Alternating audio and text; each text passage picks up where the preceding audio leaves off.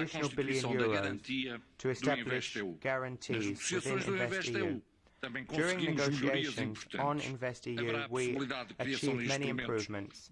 It's possible to create specialized SMEs, which is so important because SMEs are so important, and this tool is so important because of the fallout of the pandemic, particularly in the tourism sector and in the catering and restaurant sector.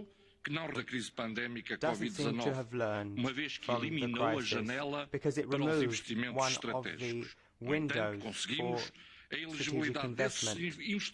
Nevertheless, we managed to establish the 4 windows for EU. So thanks to the European Parliament, on a voluntary basis, the Member States can use 5% of cohesion funds and 4% of their national budgetary envelope from the Recovery and Resilience Fund facility.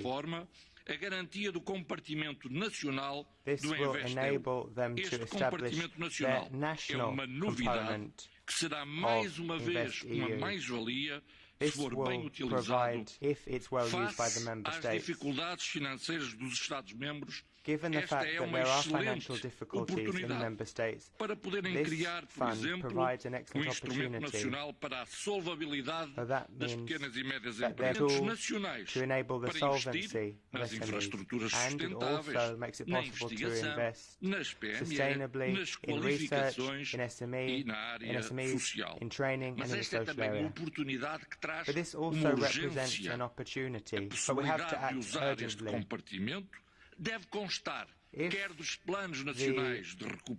Member States are to use this, then we need to have partnership agreements between the Member States and the Commission, and the RRF needs to be approved. InvestEU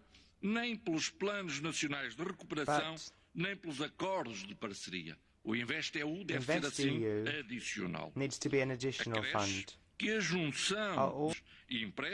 That grants and loans will make it possible to turn projects into reality that otherwise wouldn't see the light of day. So what we need to avoid is overlap. The recovery plan and the partnership agreement needs to be complementary. InvestEU is a flexible tool, allowing Member States to plan the use of their funds and not just be mere end users of these funds. Commissioner, I thank you for your determination in the negotiations. Now, to take decisions swiftly and establish a geographical balance in the use of the guarantees, because we all know that InvestEU is driven by demand. You need to look at all of the projects that are submitted, and that will require constant contact with the financial beneficiaries. It's also so important that the InvestEU Advisory Hub works well. The Advisory Hub needs to help the most underdeveloped regions, or those regions that are suffering the most. And there needs to be work with national banks and national promotion banks. However, conclusion, I hope that the Commission will help to establish cross-border platforms and hubs. I hope that the Commission will move forward with the digital union, with a health union. The crisis has shown that we need a resilient industry, particularly a resilient pharmaceutical industry. At the same time, we need autonomy, particularly in our strategic sectors. I will say that the Parliament has done its bit. Now it's up to the Member States to live up to their part of the bargain, the Commission. The EU citizens deserve investment and high-quality jobs. Thank you. Kiitokset esittelijä kollega Fernandesille. Ja sitten annan puheenvuoron toiselle esittelijälle. Hän on Irene Tinali, hän puhuu Milanosta. Olkaa hyvä, kollega Tinali. Thank you very much. Dear colleagues, we are at the end of a great adventure that began in 2018 with the first Commission's proposal. It was a long and bumpy journey, but we can now celebrate an important success. I would like to thank the present and past components of the negotiating team, my co-rapporteur José Manuel Fernández, for what we've done together. In this term, we went through some exciting moments, for example, when in May 2020, the Commission represented the InvestEU proposal with a very ambitious budget, also through moments of great concern, for example, when Member States decided during the July 2020 European Council a very severe cut on InvestEU budget line, making it basically a marginal and useless programme. We did not get encouraged. We worked to give a worthy heir to the Juncker plan and also to create an ambitious programme capable of facing the challenges of our times. Looking at the text of the final agreement that we will vote today, we can say that our government has been rewarded. There are more funds. There are more ambitious environmental targets. There is more national European synergy, thanks to the possibility for other implementing partners to promote projects. But our real success is to place InvestEU at the heart of Next Generation EU. InvestEU is a long-term investment programme with a particular focus on SMEs. Its 4 windows cover the major objectives that the Union has set for the sustainability, innovation, research, social infrastructure. InvestEU is a programme that perhaps more than others highlights the paradigm shift that has taken place in the Union. The real innovation of Next Generation is not just the money made available to Member States. Next Generation EU is much more than that. It is the acknowledgement that there are individual and collective needs that are currently not fully satisfied. The financial crisis of 2008 and the economic crisis caused by the COVID pandemic have shown us that there is a lack of supply of goods and services that are necessary for well-being of citizens and firms. And bridging this gap is the challenge of our time. InvestEU is one of the responses that the Union has put in place. But InvestEU is not just about resilience, it is a tool for recovery. First of all, Parliament fought hard to create a synergy with the Recovery and Resilience Facility, and thanks to our battle, Member States now will be able to divert up to 4% of their funds from the Recovery Fund to guarantee investment projects eligible for InvestEU. Managed to resurrect a fundamental tool for the recovery that the European Council of July 2020 had basically eliminated, the solvency support instrument. My colleague Fernandez already mentioned that. I would like to underline the importance of this tool. Now, both the European and the national compartments of InvestEU will be able to provide capital support to small and medium-sized enterprises that went into trouble due to the pandemic. It is perhaps the most important result that we as a Parliament have achieved. But let me say that without the strong commitment of Commissioner Paolo Gentiloni during the negotiations, we probably would not have made it. So thank you. Thank you. Our work is not done yet. We still have to scrutinise the delegated acts, in particular the one on investment guidance, and we have to appoint the governance bodies, the advisory board, the steering committee. During one of the trialogues of InvestEU, I realized that the majority of the people that were present in the room during the negotiations were women. InvestEU is therefore the result of the work of many women. So it would be nice if the Commission, the EIB, the implementing partners, but also the Committee of the Regions, the European Economic and Social Committee and the European Parliament keep this in mind when they will have to appoint their representatives in these bodies. Not because it is a provision in the regulation, but because it's the right thing to do. So thank you very much to everybody. Esittelijälle, edustaja Tinalille. Nyt en näe täällä salissa ympäristö- ja kansanterveys- ja elintarvikkeiden turvallisuuden valiokunnan edustajaa puheenjohtaja Pascal Canfania, enkä myöskään valitettavasti näe teollisuus-, tutkimus- ja energiavaliokunnan edustajana puheenvuoron käyttävää Sean Kellyä, joten jäämme odottamaan, mikäli he saapuvat tänne, ja annan puheenvuoron liikenne- ja matkailuvaliokunnan puhujalle, joka on kollega Tom Berensen. Teillä on minuutti, olkaa hyvä kollega Berensen. In the form of Mr. Berensen for 1 minute.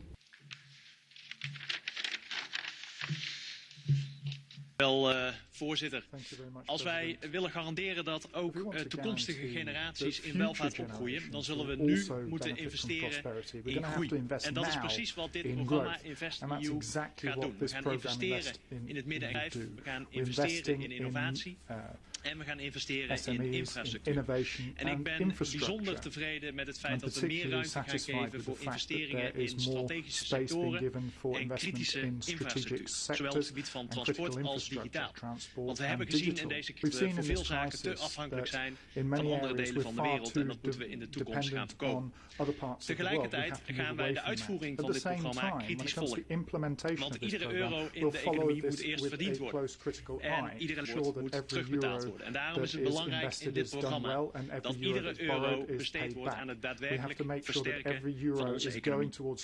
Daarmee schuiven we de problemen niet door naar volgende generaties, maar leggen we nu de basis voor een mooie toekomst. Dank u wel. Kiitokset kollega Berendsen. Ja nyt kun en näe kollega Kellyä enkä kollega Canfania, niin kutsuisin komissaari Paolo Gentilonin käyttämään puheenvuoron. On behalf of the Commission, I'll give the floor to Mr. Gentiloni. You have the floor, sir. Madam President, honourable members, we are very pleased with the agreement reached on InvestEU at the also because the parties and Irene Tinagli for their commitment and constructive stubbornness. The programme will bolster, as you know, future-oriented investments across the EU. It will provide crucial support to companies, even more important in view of the still ongoing crisis. We need private investments for the EU policy priorities such as the Green Deal and the digital transition and the resilience of others. And we need them especially after the pandemic, of course, with an estimate of a drop in private investment for the next years and with the clear policy goal not to repeat what happened with the previous crisis. We know that in the previous crisis, public net investment went practically. So we have to reinforce our capacity of public investment and of crowding private investment. With a guarantee of 26 billion, InvestEU will mobilise an investment of more than 370 billion. And you know, this is with some caution. We didn't use figures in this situation that cannot be effectively reached. The defining elements remain the EU guarantee that will be open to EIB group and to national promotion banks and other international institutions with a split 75-25%. The guarantee will be allocated to the 4 policy windows that were reminded us from the rapporteurs. And the programme also benefits from the additional elements agreed by the co-legislators and to which the Parliament and the rapporteurs have been instrumental. First, InvestEU will contribute to the recovery efforts as Member States can use it as a tool to implement their national RF plans. And I have to say that a number of Member States have already informally signalled to the Commission their interest for this possibility. Second, the possibility for implementing partners to provide capital to SMEs. It is very important, as our rapporteurs just reminded us. Third, in addition to the ambitious climate targets, InvestEU Fund will provide for a dedicated scheme to generate additional investment to benefit of just transition territories. And also this in complementarity with other funds, I think is very important. And last but not least, the Parliament obtained an increase of the budget through the MFF top-ups of 1 billion and supported the possibility to combine the InvestEU guarantee with legacy instruments like the Juncker Plan and others. So InvestEU might not be in the limelight today, but it remains a deeply innovative budgetary tool, using budgetary guarantees to crowd in private and public investment in a cost-efficient use of taxpayer money. And the commitment from the Commission to use our investment hub to make this happen is a very strong one. We don't just crowd in money, we align private investment with our policy priorities and channel their funds into public goods. So looking ahead, this approach is an efficient way to meet the growing investment needs of the twin transition, but also for our social model. Thank you.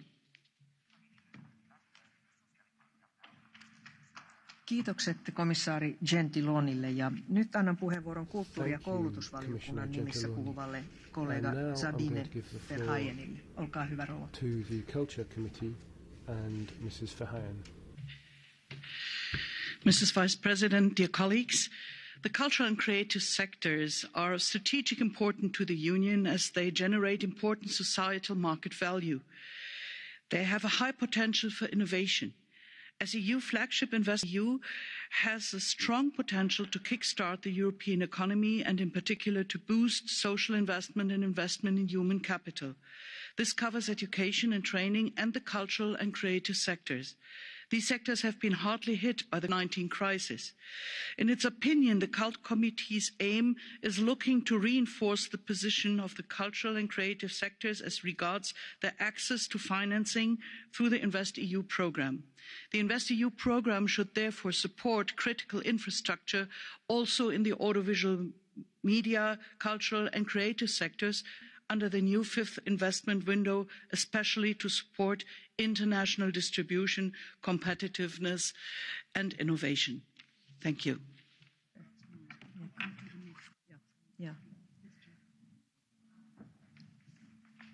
Kiitokset kollega Verheyen.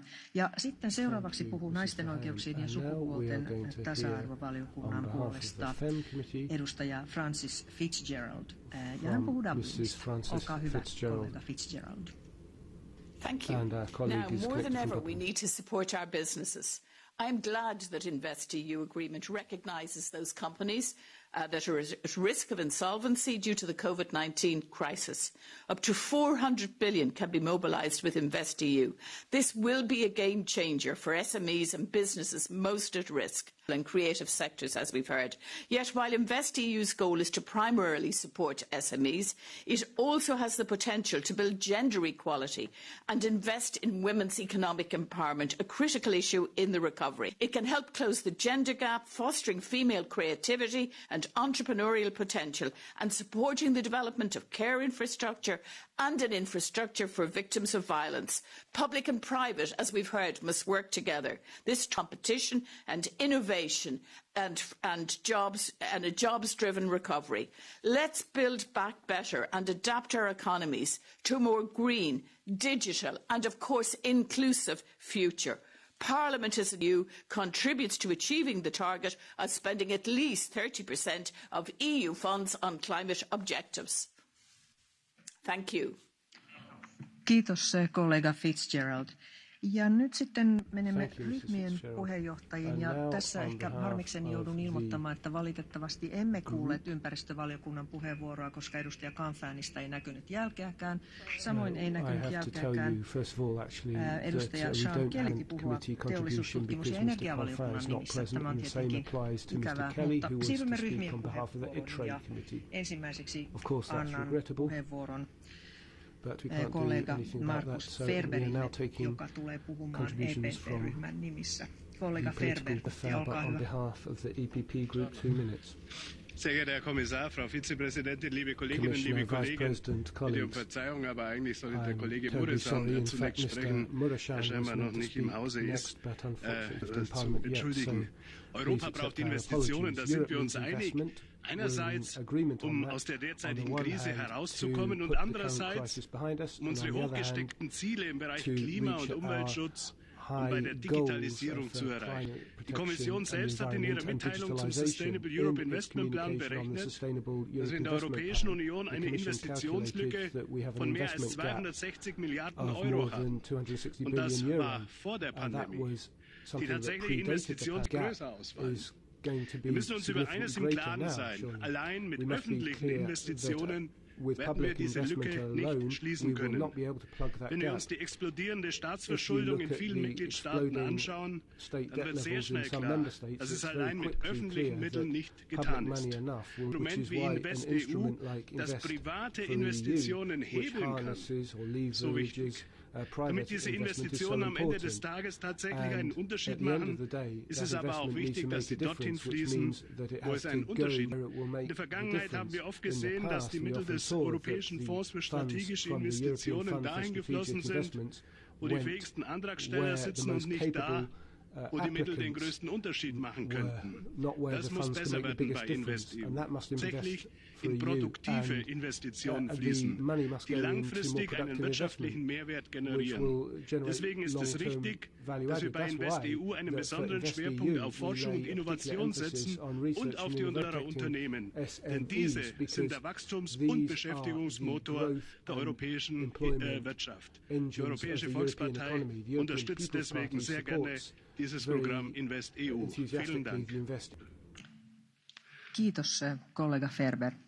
Ja sitten annan puheenvuoron SND-ryhmän nimissä puhuvalle kollega Eider Gardiazabal Rubialle. Olkaa hyvä. Teillä on 3 minutes. 3 minutes. Muchas gracias, presidenta. Señor comisario, desde que la Comisión propuso su primer plan de inversiones, el conocido como Plan Juncker, hace casi ya 6 años, que fue como estímulo a una economía ralentizada por los efectos de la crisis, la verdad que parece que ha pasado toda una eternidad. Y cuando parecía que la economía de la Unión Europea se había estabilizado y empezábamos a discutir sobre cuáles iban a ser las prioridades hasta el 2030, sobre qué tipo de inversiones hacían falta, sobre cómo conseguir los objetivos de desarrollo sostenible, cumplir con el pilar social europeo, con los acuerdos de París, la pandemia puso todo del revés. Pero lejos de trastocar o de cambiar nuestras prioridades, la pandemia ha puesto de manifiesto la necesidad de acelerar en la consecución de todos estos objetivos y de desarrollar un nuevo plan de inversiones que permita cubrir, al menos en parte, las necesidades de financiación de las estrategias adoptadas. Y con el acuerdo alcanzado en el Consejo el pasado julio, el marco financiero destinará al programa InvestEU, y es una pena que no haya sido más, 26.200 millones de euros en forma de garantía. Y va a ejes de actuación en infraestructuras sostenibles, en investigación, innovación y digitalización, en pymes y en inversión social y capacidades. Y el objetivo de este programa es movilizar en torno a 370.000 millones de euros. Recuperación y resiliencia van a ser el motor de la transición ecológica, digital y social que la Unión Europea necesita realizar.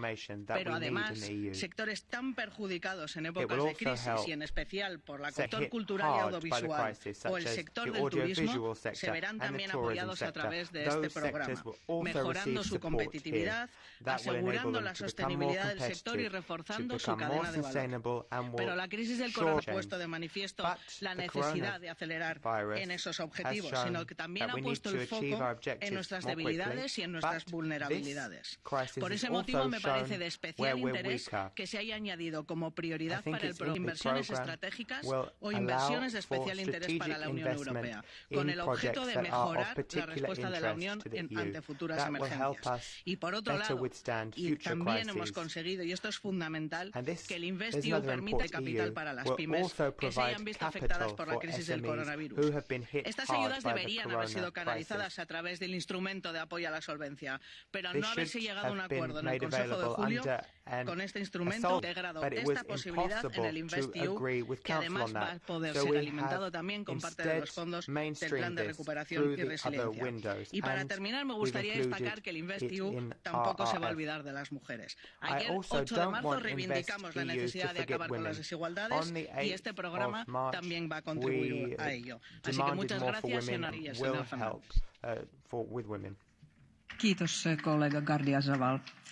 Ja sitten annan puheenvuoron uudistuva Eurooppa-ryhmän, eli Renew-ryhmän puhujalle, joka on kollega Andrej Kovarik. 2 minuuttia, olkaa hyvä. Thank you, Madam President, Commissioner. The InvestEU is an essential element to help Europe bridge the existing investment gap. It will work hand in hand with other programs designed to facilitate the economic recovery in Europe, such as Recovery and Resilience Facility, for instance. We need to create favourable conditions and encourage more investment into the European economy, in particular as they have been hit the hardest in this crisis. It is positive that we have been able to support small businesses through public funding during the tough periods of lockdowns. But now we need these new structures, such as the InvestEU, that we have put in place to support access to finance for SMEs and help them. InvestEU puts financial institutions in the driving seat and make them an important part of recovery. Company programs and projects will be relying on them to provide adequate funding that will. For us in the Renew Group, it is essential that through the 4 windows of the InvestEU programme, SMEs feature prominently, as they have been at the forefront of our priorities. This is why we work through our negotiations to ensure that there is as little red tape as possible for companies. And therefore, I call on the EIB and the Commission not to become overly burdensome with funding procedures. Think about the smaller companies and intermediaries around the EU. The public eventually taper off. Businesses and financial institutions should not be waiting for that to happen. The moment to take steps to access InvestEU fund is now. Once InvestEU is adopted, I encourage the implementing partners to complete all the required steps quickly so that the applications can benefit from support as soon as possible. In our group, we believe that InvestEU is the right tool to ensure support for our businesses through hard times, to enable them to continue to grow, innovate and create jobs. Thank you. Kiitos kollega Kavarik. Ja seuraavaksi identiteetti- ja demokratiaryhmän nimissä puhuu kollega Ellen Laporte. 2 minuuttia, olkaa hyvä kollega.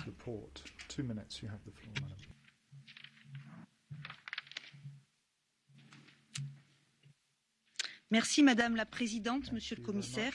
Je partage la rationalisation du programme InvestEU avec un guichet unique qui devrait apporter de la simplification et des économies d'échelle.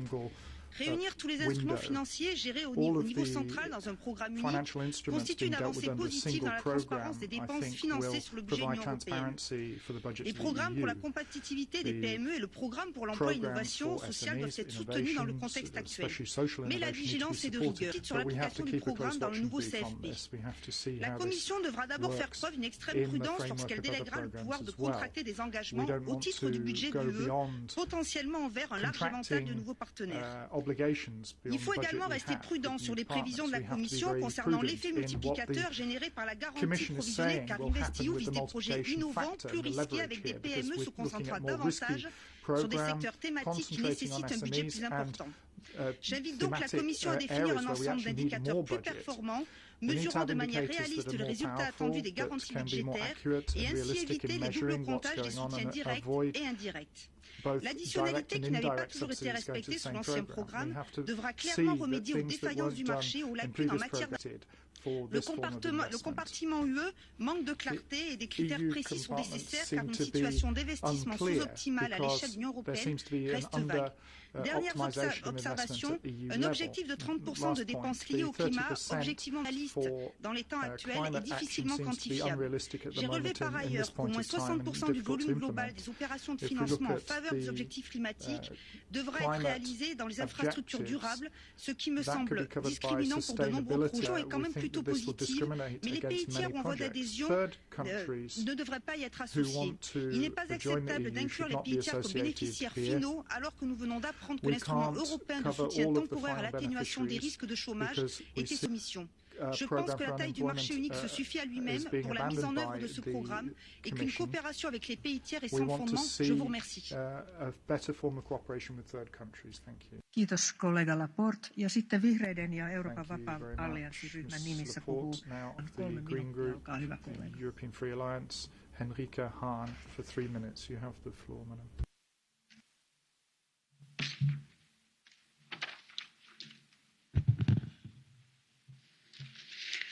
einmal wieder stelle, liebe Kolleginnen und Kollegen, ist jeden Tag, nutzen wir wirklich die Chance im Europaparlament, hier Veränderungen zu gestalten. Für das Klima, für die Umwelt, für die Menschen in Europa, und zwar gerade auch in Zeiten der Corona-Krise. EU-Invest bekommen wir eine Garantie in Höhe von rund 26 Milliarden Euro, die Investitionen von mehr als 370 Milliarden Euro mobilisieren soll. Und diese große Summe Geld soll in nachhaltige Infrastruktur, Forschung, Innovation und Digitalisierung fließen, aber auch in kleine und mittlere Unternehmen bei Investitionen. Und das haben wir erarbeitet. Die Investitionsprojekte werden dahingehend überprüft, keinen wesentlichen Schaden im Einklang mit der Taxonomie für die Umwelt zu verursachen. Investitionspartner können innovative Projekte chancenlos werden. Und es wird auf das EU-Haushalt Biodiversitätsziel verwiesen und auch ganz wichtig, kleine und mittlere Unternehmen bekommen Kapitalunterstützung. Das ist gut, das ist zukunftsorientiert. Und trotzdem, wo bleibt die Ambition?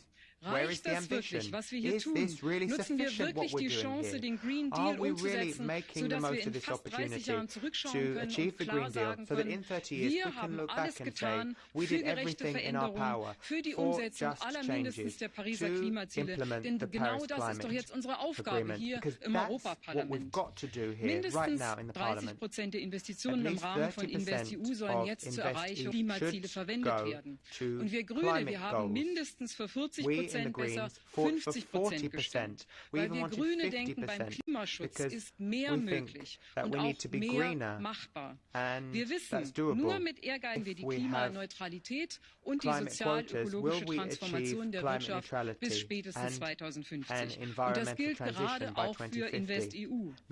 Die Taxonomiekriterien sollen für das Climate Tracking Methodology verwendet werden. Aber wo steht es? Am Ende, und was auch fehlt, ist die Gender-Perspektive. InvestEU sollte bei kleinen und mittleren Unternehmen besonders die Unternehmen fördern, die von Frauen geführt werden, auch mit Krediten. Wir Grüne wollen außerdem, dass InvestEU im Einklang mit der EU-Strategie zur Gleichstellung der Geschlechter stehen. Und hier müssen auch die Prinzipien des Gender Budgeting und Gender Mainstreaming einfließen. Alle Investitionen von InvestEU sollen durch ein Gender Impact Assessment fließen, dass keines der Projekte sich nachteilig auf die Gleichstellung der Geschlechter auswirkt. Und das sind Möglichkeiten, die hier leider verschenkt wurden, um mit EU-Invest unsere Gesellschaft gerechter zu machen. Deshalb, liebe Kolleginnen, und die Chance nutzen und jetzt handeln für nachhaltige Investitionen, für eine gute Zukunft der Menschen und unseren Planeten. Vielen Dank. Kiitokset kollega Hahn. Ja sitten seuraavaksi annan puheenvuoron ECR-ryhmän puhujalle, jonka on kollega Johan van Overtveld. Olkaa hyvä, kollega. Puolitoista minuuttia.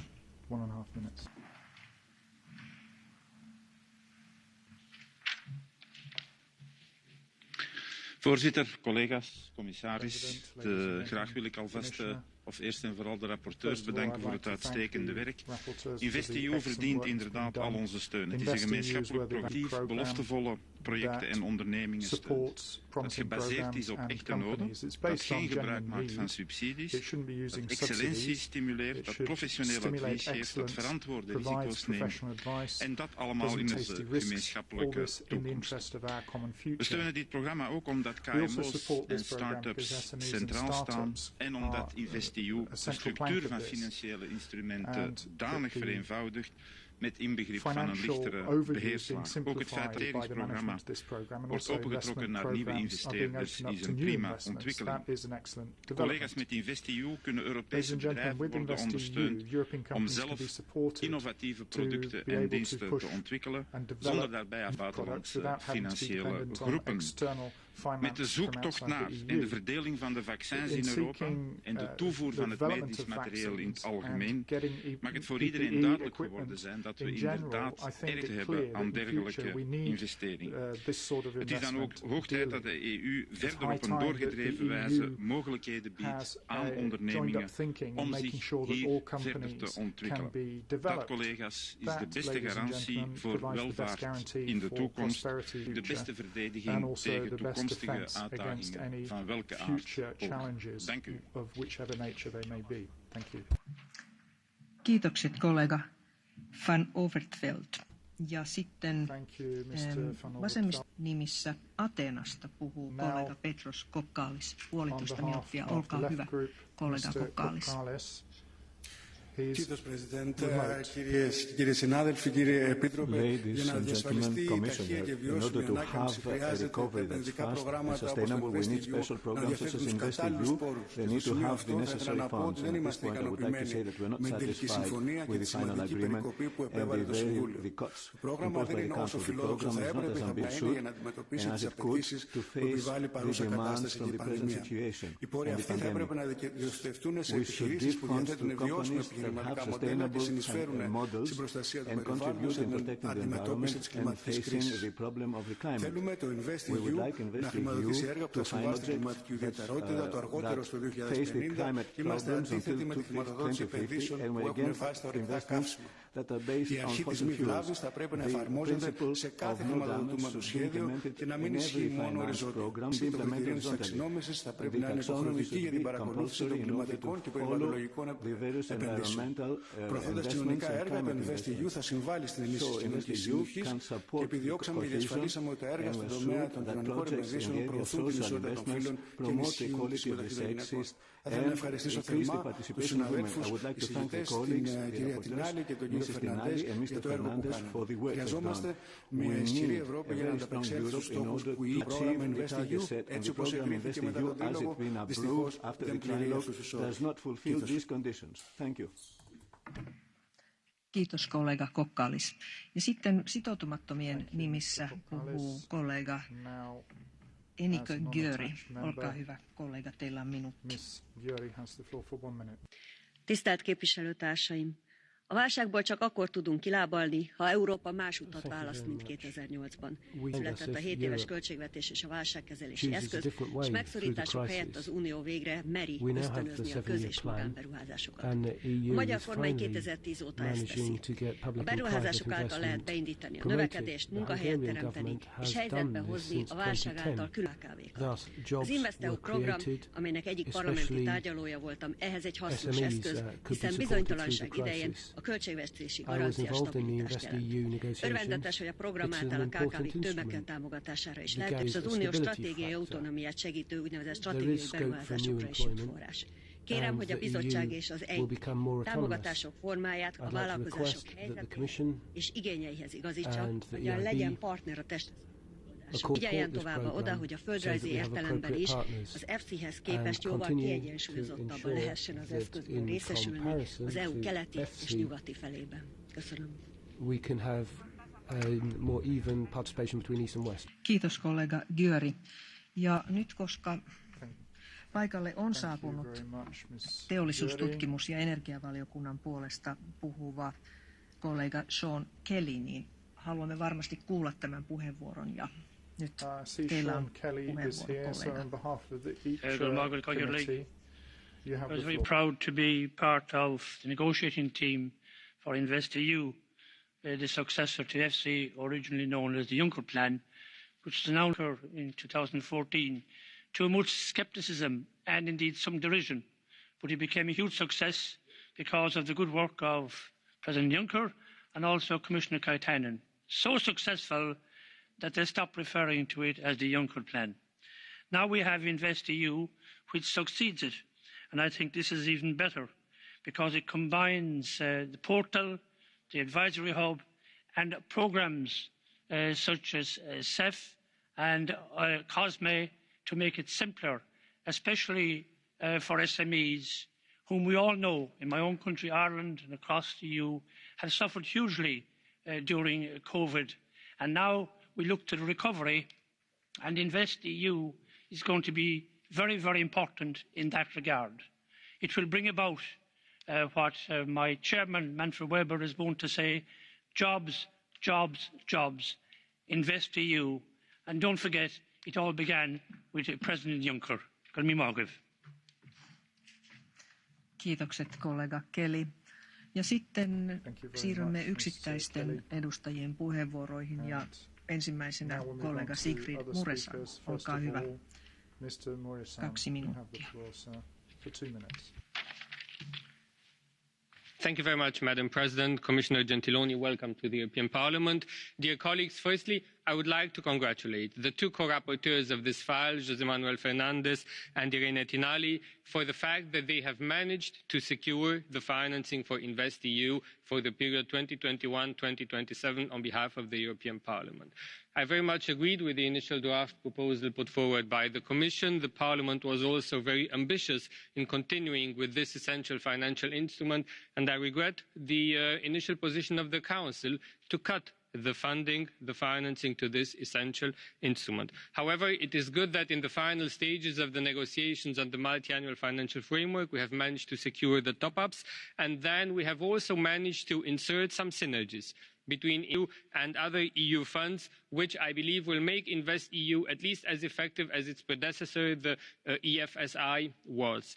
What have we managed to do? We have, for example, managed to agree that 4% of the Recovery and Resilience Facility member states can decide voluntarily to transfer to InvestEU, including to the solvency instrument, if this serves their interests. This is very good because we see in several member states there are cash problems, there are issues with the cash reserve. Opportunity to transfer money to InvestEU to finance solvency instruments at national level will secure adequate financing for small and medium-sized enterprises in these challenging times.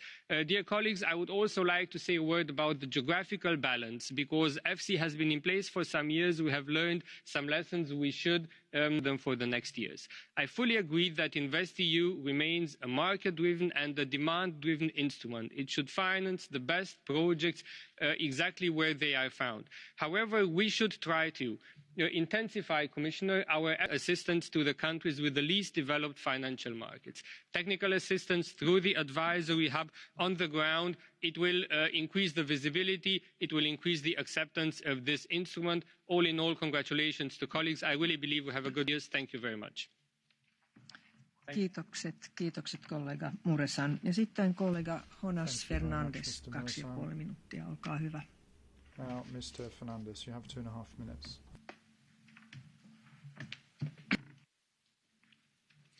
Gracias, presidenta. Bienvenido, comisario.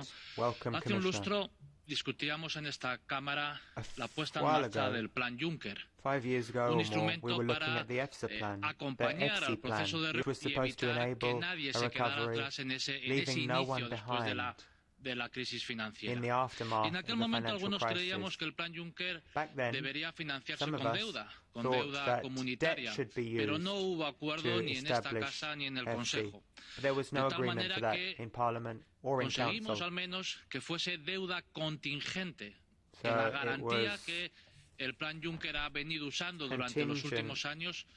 No es otra cosa que una deuda contingente a cargo del presupuesto comunitario. Y ha funcionado bien. Ha funcionado tan bien como que ahora estamos discutiendo el mantenimiento de manera indefinida de ese plan Juncker, ahora denominado InvestEU. Y quiero destacar el trabajo de este Parlamento en la negociación de este instrumento, elevando algo la cuantía, introduciendo una visión de inversiones estratégicas en cada una de las ventanillas del InvestEU y, por supuesto, recuperando la posibilidad de intervenir, la posibilidad de introducirse en el capital de las empresas, la posibilidad, como digo, de mantener ese instrumento de solvencia que la Comisión había presentado y que el Consejo Europeo rechazó en julio.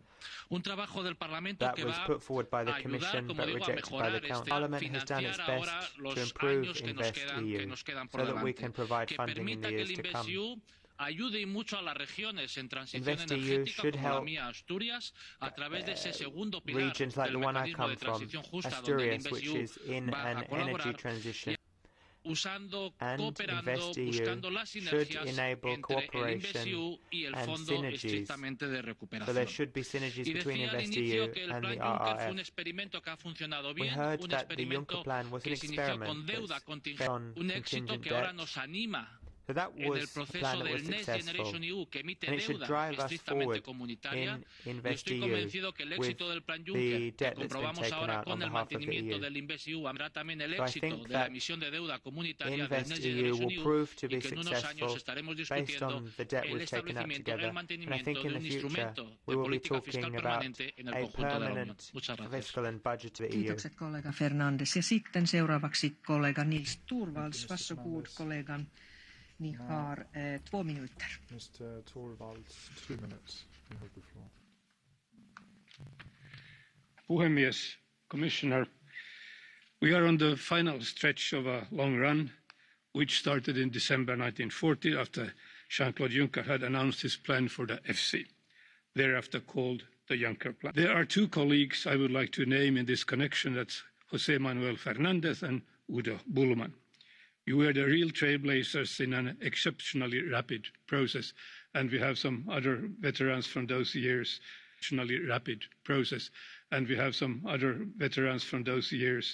Colleague Eichhout and colleague Muresan. The plan was a huge success, helping 1 million SMEs and startups, creating more than 1.4 million jobs. For this reason, the hopes for InvestEU are, and I'm sure it will deliver. Especially in these times, there is an enormous need for a special kind of investments and innovations. This is not just for an ordinary recovery, this is for the future. The estimated 650 billion in additional investments mobilised by this new fund would have been much needed in non-pandemic times, but it's even more needed now. InvestEU's basic promise was to tackle the investment gap, and this gap still exists. InvestEU is a tool aiming at really changing the structures and of industry in Europe. I'm therefore very happy that we finally are on this stage of the run and debating the fund in this chamber.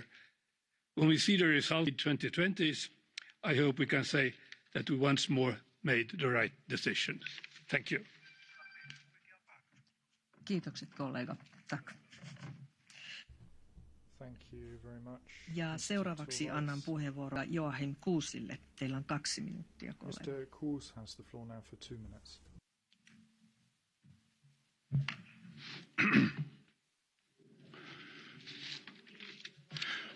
Frau Präsidentin, sehr geehrter meine Damen und Herren, wir sind dabei, einen weiteren Geldtopf aufzumachen, nachdem wir bereits 672 Milliarden Euro in den Wiederaufbau vorstecken, stecken wir jetzt noch Milliarden in einen weiteren Fonds.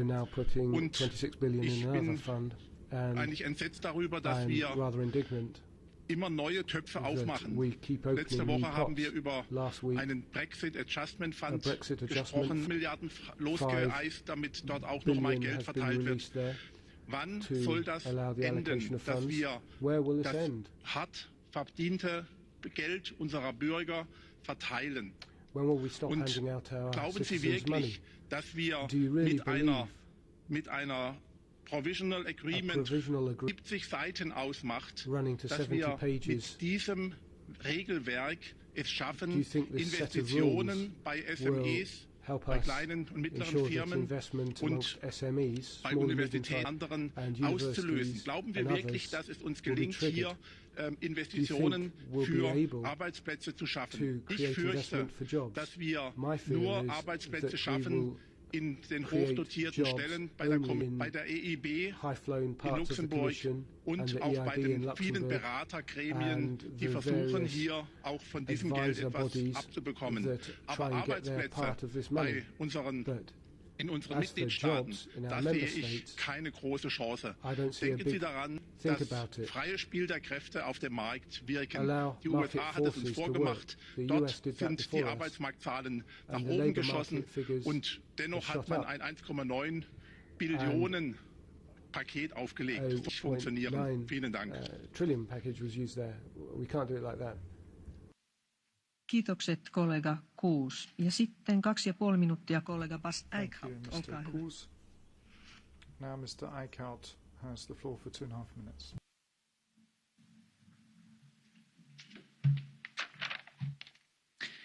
Madam Chair.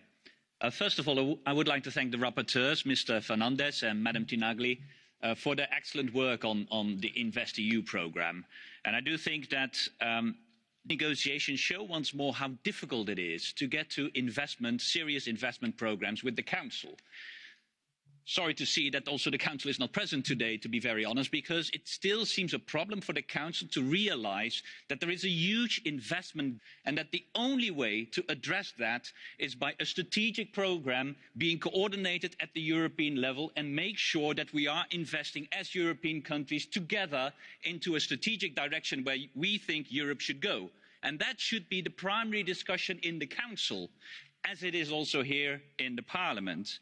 Of course, the Parliament fought hard and has made some improvements, but to be very honest, some people said that this is a paradigm shift. Sorry to say that it's not yet, since there is too much resistance in the Council, and also there to say, sorry, Commissioner, you come up with good proposals, but the moment the Council is weakening it, you very quickly sideline with the Council to give up on your demands. And I think that really should change. We really should fight together on a strategic investment programme, not only on public finance, like on the RRF, but also on mobilising private investment through the InvestEU programme, which the core is now there, but now, of course, we have to look at how it's going to be implemented. And there we need to really align the implementation of InvestEU together with what we have agreed in the RRF. That means on financing, on climate, that we use the same climate tracking methodology, but that we also use the same approach to make sure that none of the euros is doing any significant harm to our strategic goals of Europe. And I think that is absolutely crucial to have in place. Last point, and this is for a future agenda and very important, I think, as well, is there is still a tool that has not been touched upon yet, and that is the state aid. Every national member state is giving a huge amount of state aid. We have to make sure that all that money is going in the same direction and is supporting for the same targets. We know it's being reviewed now, but until now we don't hear the same level of ambition to really make sure that those state aid rules are also going into the same direction, that we really can, as Europe, deliver on our strategic targets of digitalisation and the Green Deal. Thank you very much. Kiitos kollega Eickhout. Ja nyt annan puheenvuoron edustaja Bogdan Zonkalle. 1,5 minuuttia, olkaa hyvä.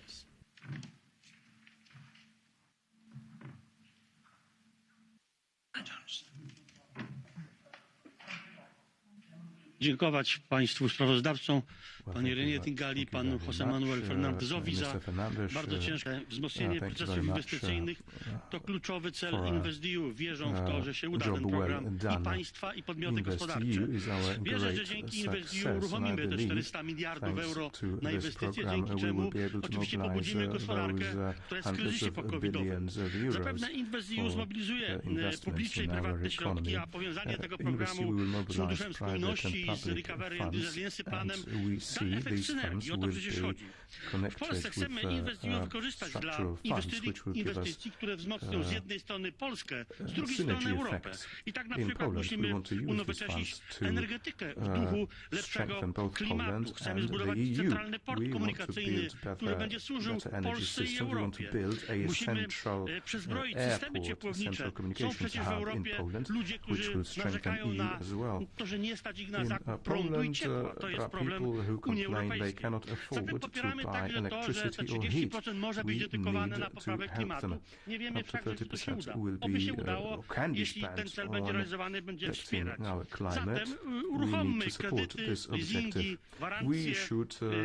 Pomóżmy małym i średnim przedsiębiorcom, pomóżmy tym, którzy chcą prowadzić gospodarkę innowacyjną i dzięki temu skorzysta na tym programie cała Unia Europejska. To jest naprawdę program, oby było ich więcej w Unii Europejskiej, bo my, konserwatyści, bardzo popieramy rzeczywistość, która jest za naszym oknem, a nie jakieś wydumane ideologie. Dziękuję bardzo. Kollega Zonsa.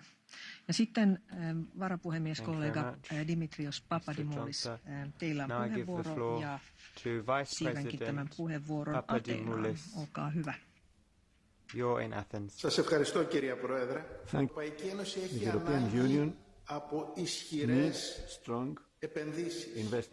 And in order to have investments for a sustainable and inclusive growth, strong public support and a European plan, a plan that will lead to private investments that can reduce unemployment. InvestEU is a positive but fully insufficient because the Council made cut concerning the funds proposed by the Commission, funds that would be given for this European investment plan.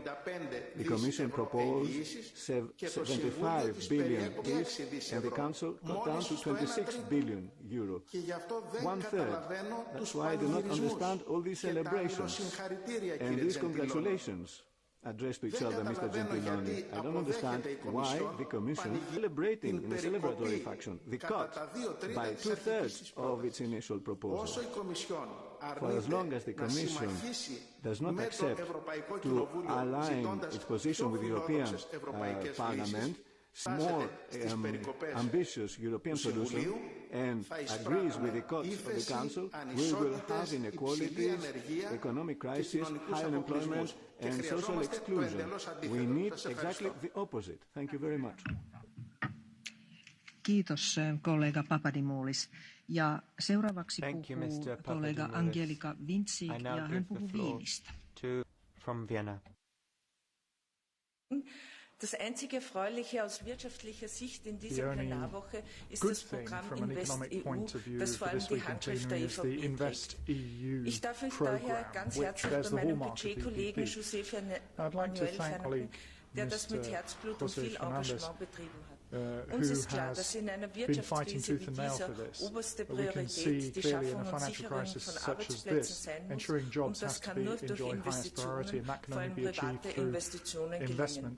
Mein Mitgliedstaatprogramm profitiert in den Bereichen Recycling, erneuerbare Energie sowie im Bereich Krebsforschung. Durch die EIB als Durchführungspartner wird es aber auch für andere Mitgliedstaaten mit schwächeren Strukturen möglich, dieses Programm zu mit den Schwerpunkten nachhaltige Infrastruktur, vor allem KMUs im Bereich Finanzierung, aber auch im Bereich Eigenkapital sowie Forschung, Entwicklung und Digitalisierung wird es mit Sicherheit möglich sein, eine Großsiedlung und dass die 32,6 Millionen mehr als verzehnfacht werden. Summa summarum ein wichtiger Schritt für unsere Unternehmen, diese schreckliche Pandemie wirtschaftlich. Thank you very much. Next speaker, I would like to invite Mr. Negrescu for 2 minutes and a half, please. Dragi colegi, COVID-19 a generat un impact social și economic major la nivelul statelor membre. În acest sens, programul InvestEU reprezintă un nou instrument ce comasează mai multe programe de finanțare și care, împreună cu mecanismul de redresare și reziliență, trebuie să asigure o revenire sustenabilă la nivelul întregii Uniuni. Fondul InvestEU consistă într-o garanție europeană în valoare de peste 91 de miliarde de euro la nivelul Uniunii și se preconizează că va mobiliza investiții suplimentare de peste 1200 de miliarde de euro. Dar nu este suficient doar să menționăm aceste cifre. Programul InvestEU trebuie să fie mai mult decât Fondul European de Investiții Strategice. Trebuie să sprijine în mod real atât sectorul economic, în mod special IMM-urile și noile companii, cât și obiectivele strategice privind modernizarea infrastructurii, fie că ne referim la transporturi, infrastructura digitală, educațională sau cea de mediu. De aceea trebuie să înțelegem bine limitele precedentelor programe pentru a putea să ne asigurăm că toate statele membre vor beneficia de resursele disponibile. În acest sens, amendamentele mele au fost clare. Avem nevoie de o acoperire geografică adecvată, în mod special regiunile cu o capacitate de finanțare limitată și de o abordare multisectorială care să permită dezvoltarea sectoarelor strategice din toate statele membre.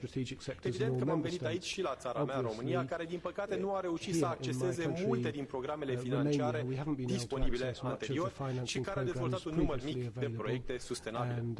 Dat fiind faptul că multe din fondurile puse la dispoziție în primă instanță o să provină inclusiv din fonduri europene necheltuite, ar fi oportun să ne asigurăm că sunt sprijinite adecvat statele cu o capacitate mai redusă. Tot în acest sens am propus finanțarea sănătății, inovării, digitalizării, sectorului cultural și creativ și educației din acest program. Și mă bucur că au fost incluse aceste componente afectate de o subfinanțare structurală la nivelul Uniunii. În ultimul rând, unul dintre obiectivele centrale pe care l-am susținut s-a referit la nevoia de a contracara riscul unei redresări asimetrice. Componenta de asistență tehnică și consultanță oferită de program trebuie întărită pentru a asigura o revenire a tuturor statelor membre și permite celor mai afectate sectoare, în mod special IMM-urile, să beneficieze de sprijin financiar. Programul InvestEU reprezintă o oportunitate, dar ține de statele membre să folosească adecvat aceste resurse. Mulțumesc!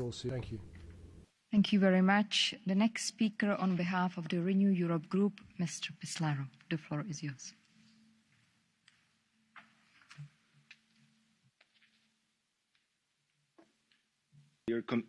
Dear Chair, dear Commissioner, I will speak in Romanian this time. Dragi colegi, astăzi mai adăugăm încă o piatră de temelie la construcția europeană, la planul solid de relansare pe care îl propunem. Iar piramida pe care o adăugăm astăzi este una dintre cele mai importante, pentru că nu putem consolida dezvoltarea europeană fără investiții, fără susținerea mediului privat, fără antreprenori, fără încurajarea inovării și a creativității sectorului privat. Iar dacă ne dorim cu adevărat o reziliență economică și socială, atunci trebuie într-adevăr să susținem investiții sustenabile, moderne, investiții care să încurajeze o cooperare strânsă între mediul privat și cel public. Le mulțumesc colegilor mei din Renew pentru că am transformat împreună un instrument care pune IMM-urile în prim plan, care oferă sprijin financiar companiilor care au fost slăbite de criză, pentru a le putea avea alături în reconstrucția economiei europene. De asemenea, le sunt recunoscător pentru că InvestEU va putea finanța proiecte de educație, de formare vocațională, având o fereastră dedicată zonei sociale. Parlamentul a dat dovadă de o coordonare exemplară și a demonstrat că un plan de relansare economică înseamnă o sinergie de investiții publice și private. De aceea, mecanismul de redresare și reziliență, unde am participat ca coraportor, oferă posibilitatea statelor membre să transfere 4% din fondurile disponibile către InvestEU pentru a stimula mediul privat să ajute la implementarea planurilor naționale de redresare și reziliență.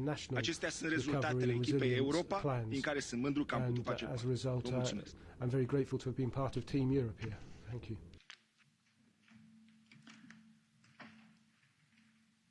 Thank you very much. I would like to invite the next speaker on behalf of the ID Group, Mr. Beck. The floor is yours. Vielen Dank, Frau Vorsitzende. InvestEU flankiert das Next Generation EU Programm, gepriesen als Konjunkturprogramm und Weg aus der Krise, eine Krise verursacht durch Missmanagement und monatelangen Lockdown, das präventivste Mittel im Kampf gegen eine mittelschwere Epidemie. Die EU frohlockt, Europa schafft sich ab, China indes macht längst wieder Ritte. Und Europe has cut itself off and China makes record profits. The EU is throwing money down the drain in order to cover up the vaccine scandal. Ideological projects such as the climate and migration. These EU-Beitrag zu den weltweiten CO2-Emissionen. Well, we see that 9% of the world's CO2 emissions come from the EU, but 750 billion euros are being raised by the EU. This goes against the EU treaties. It's actually forbidden for the EU to under the treaties. And this whole project is funded by our own resources. So the EU is and is breaking its own rules. InvestEU ist nun mit 35 bis 40 Milliarden nur Wechselgeld. just a bit of spare change, 35 to 40 billion euros, but it won't actually go to future investments. It will just go into the pockets of green investment giants to countries such as Turkey and Albania. In Albania, Das ist kein Investitionsprogramm für die nächste Generation, sondern der Abgesang eines Kontinents ohne Zukunft. Environmentally friendly buses, but this won't help.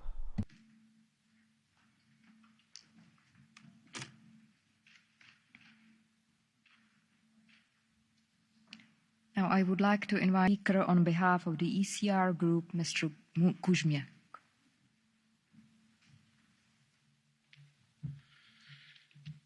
Pani Przewodnicząca, Panie Komisarzu! Mimo tego, że poprzedni InvestEU planem Junckera realizowany od 6 lat nie zlikwidował w pełni luki inwestycyjnej Unii, to jednak wygenerował inwestycje rzędu 450 miliardów euro i choćby dlatego należy ten program kontynuować.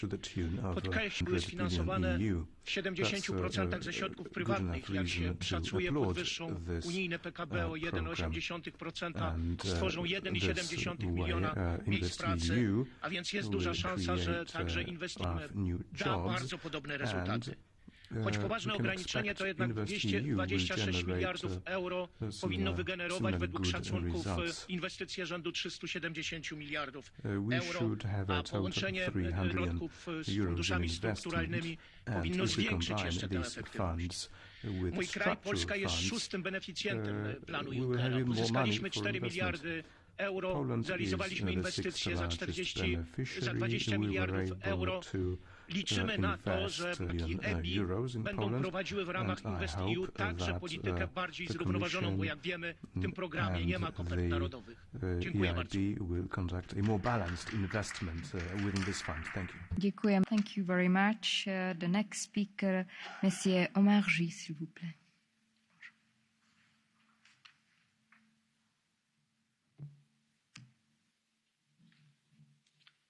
Madame la Présidente, merci.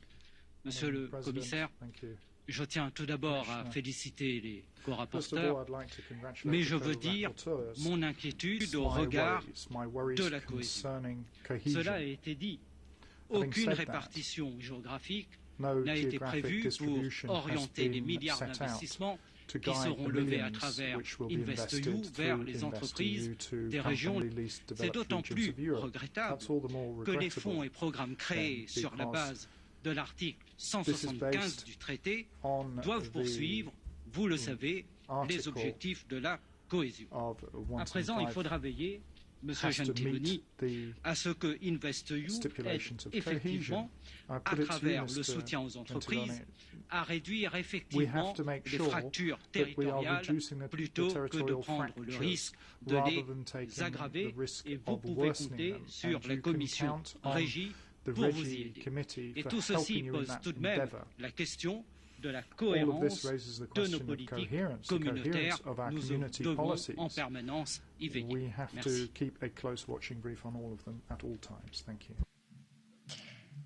Next speaker, I would like to invite Señora Benjumea, por favor. Thank you, President. InvestEU is the EU's investment program. It's supposed to stimulate our economy through the SMEs, through its social and economic fabric, to promote recovery and long-term support through PPPs. It's exactly what European SMEs need. Let's not forget, our independent workers and entrepreneurs are the cornerstone of our economy. They're the only ones who can get us out of this crisis. Investing in them is so vital today if we're going to recover our economy after the crisis. I thank the rapporteurs. They've managed to increase the budget and they've tried to seek out synergies with other funds. The difficult situation means that perfect coordination is needed. I'd like to remind you that the RRF means pueda ser invertido 4% of precisamente the en RRF InvestEU, can el be 4%. directed to InvestEU. Y no So quiero 4% pedir of al the gobierno de RRF mi can go país, to al gobierno de España, InvestEU. incluya en el Programa I Nacional de ask Recuperación the Spanish que ha de government presentar ante la Comisión in esa its transferencia del RRF plan 4% de los to fondos para transfer InvestEU. 4% España ya of tiene those más de funds 4 to millones de InvestEU. parados, There are already 900.000 personas en 4 ERTE y million más de media en actividad. in Spain, Situación que puede 500,000 empeorar self-employed aún workers mucho who más are porque el without 35% work, de and that nuestras could empresas están even al borde de la worsen. quiebra. Por lo tanto, es urgente 25% of ayudarles y companies are at apoyarles. risk of Muchas closure, so it's gracias. so important to support them. Thank you. Gracias. Next speaker, I would like to invite Mrs. Marques. Muito obrigada, Presidente. Começo por President. lembrar que o facto da equipa de negociação do quadro financeiro plurianual do Parlamento Europeu ter conseguido aumentar o envelope financeiro em €1 milhão. E parabéns, Irene, parabéns, José Manuel, parabéns, Paulo, por terem chegado a regulamento que possibilita o bom uso deste dinheiro. E exige investimento. Investimento sustentável que promova a transição climática e digital, a coesão e a criação de emprego. A resposta europeia à crise, os vários programas e mecanismos que a integram, são espíritos para promover esse investimento. O InvestEU é deles. Facilita o investimento que contribua para os objetivos políticos da União Europeia. Uma das suas principais vantagens é alavancar investimento privado. Garantimos que praticamente todas as janelas do InvestEU possam apoiar medidas de capitalização das PMEs. Fundamental para promover a sua competitividade à escala global, dos serviços ou da indústria, mas também da restauração, da cultura, das áreas criativas, setores particularmente atingidos pela crise. Gostaria de destacar ainda 3 dimensões do InvestEU. Primeira, a promoção do progresso tecnológico, a consolidação da resiliência da União Europeia aos desafios futuros, obriga à produção científica e à criação de tecnologias para cumprimento das políticas. Não nos esquecemos do objetivo de 3% do PIB em 2020 em investigação e inovação. O Fundo InvestEU deve ajudar a acelerar este objetivo com recurso ao investimento público e privado.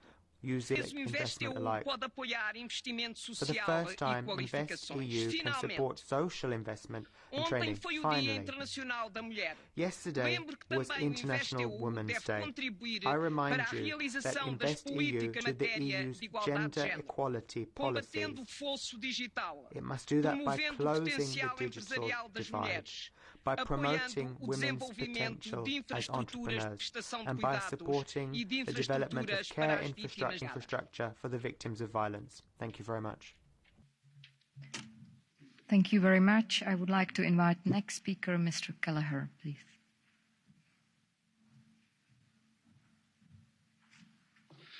Thank you, Madam Chair. Firstly, I welcome the EU Invest programme. I think it's significant and it's very important, Commissioner. The financial crisis, Europe has been struggling. For years, we have been waiting for the public sector to do the heavy lifting in terms of stimulating growth in the European Union. Now, facing the corona pandemic, we do need a stimulus, and I very much welcome this particular issue in trying to ensure that we can untap the private markets to invest in the European Union. I welcome the sustainable investment window, the research and innovation, digitisation window in particular. They are key areas of a modern economy in the global context. So for all those reasons, it is critically important. Of course, the small and medium-sized sector is the area that we very often forget when we're making policy and deciding on where money goes. So I also believe that we have to significantly encourage the markets to invest in the small and medium-sized sector. And of course, that will require movement in the Capital Markets Union and many other areas. This particular is designed to ensure that we don't have a credit crunch, Commissioner. Of course, one of the biggest threats to a credit crunch in the years ahead is the review of the Stability and Growth Pact and the unwinding of the emergency clause. And that certainly is an area where I believe we have to get it right, and the Council will have to play a key role in ensuring that we have a planned root clause and the review of the Growth and Stability Pact. Otherwise, we will have credit crunches in countries with large public debt. But I do welcome this InvestEU programme. Thank you. Thank you very much. Now I would like to give the floor to the next speaker, Mrs. Mojanowska, please.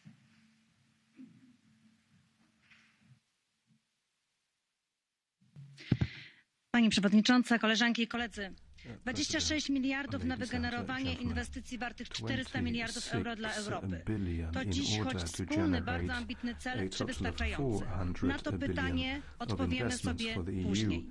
Trzeba zaznaczyć, że są to środki zwrotne, lecz będzie można je elastycznie łączyć ze wsparciem bezzwrotnym w ramach europejskich funduszy strukturalnych i inwestycyjnych.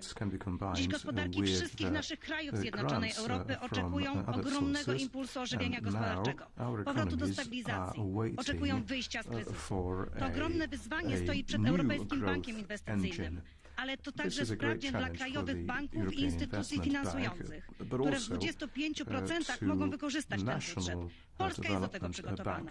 Szczególnie ważne także dla Polski w osiągniętych priorytetach są preferencyjne finansowanie od służby zdrowia, infrastruktury, ochrony środowiska, energetyki, transportu, po innowacje i technologie cyfrowe. Polska świetnie wykorzystała poprzedni Europejski Fundusz Inwestycji Strategicznych.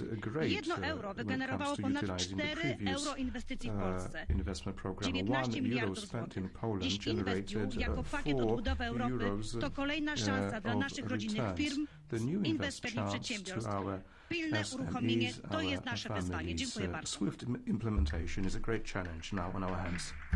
Thank you very much. The next speaker, Mrs. Ferreira, please. Mr. Ferreira, I'm sorry. My apologies, Mr. Ferreira. Obrigado, Presidente. Thank you, President. Para percebermos a natureza deste programa InvestEU, temos de perceber o contexto em que surge, no momento em que os principais beneficiários da integração das suas contribuições para o orçamento e, ao mesmo tempo, buscar uma fatia maior desse orçamento, além do benefício que já obtêm com o mercado único. A Comissão Europeia, sempre pronta a agir como notária dos interesses destes países e dos seus grupos económicos e financeiros, que era possível fazer mais com menos, mas não é. Com menos, faz menos. Menos coesão económica e social. Ao contrário dos fundos estruturais e de coesão, que são enfraquecidos com este quadro financeiro, o InvestEU não tem uma alocação garantida por país em coesão, como propusemos e foi rejeitado. A distribuição do investimento tenderá assim a ser proporcional ao nível de desenvolvimento de cada país e não inversamente proporcional, como devia acontecer e propusemos. O resultado será mais desigualdade, menos instrumentos financeiros de caráter competitivo dão nisto. Serão as empresas de maior capitalização, das maiores economias europeias, quem tendencialmente se aproveitará mais deste programa. O resto é moderar pílula que não razão. The rest will be little. Thank you. Thank you very much. Next speaker, I would like to invite Mrs. Spiraki, please.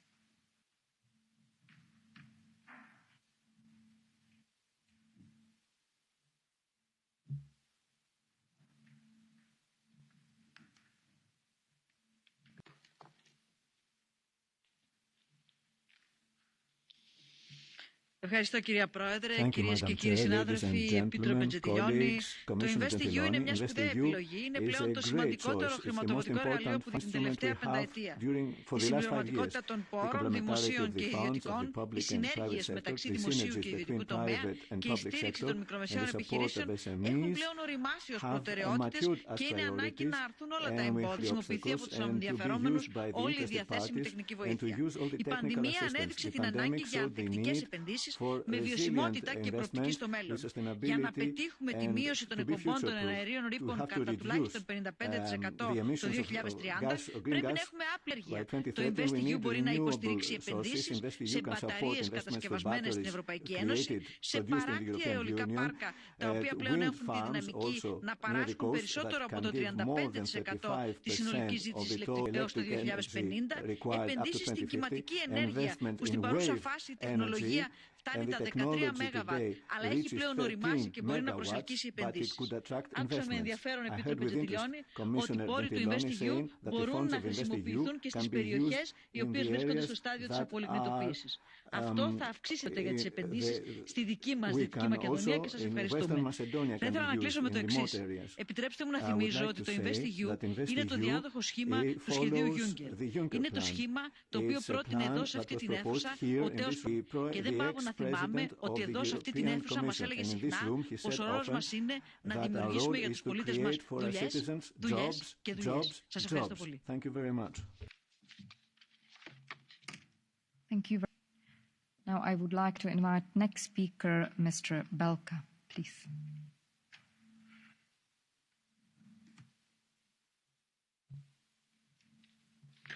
Madam Chair, and the 26 billion euro of guarantee for the 4 crucial objectives is a step in the right direction. We know that it may attract more than 370 billion euro of investment across the EU. However, the transition must be just and geographically balanced. From Lisbon through Bełchatów to the towns around the Baltic states, it is their citizens and particulars that should have a chance to use InvestEU. Still, this is not money for nothing.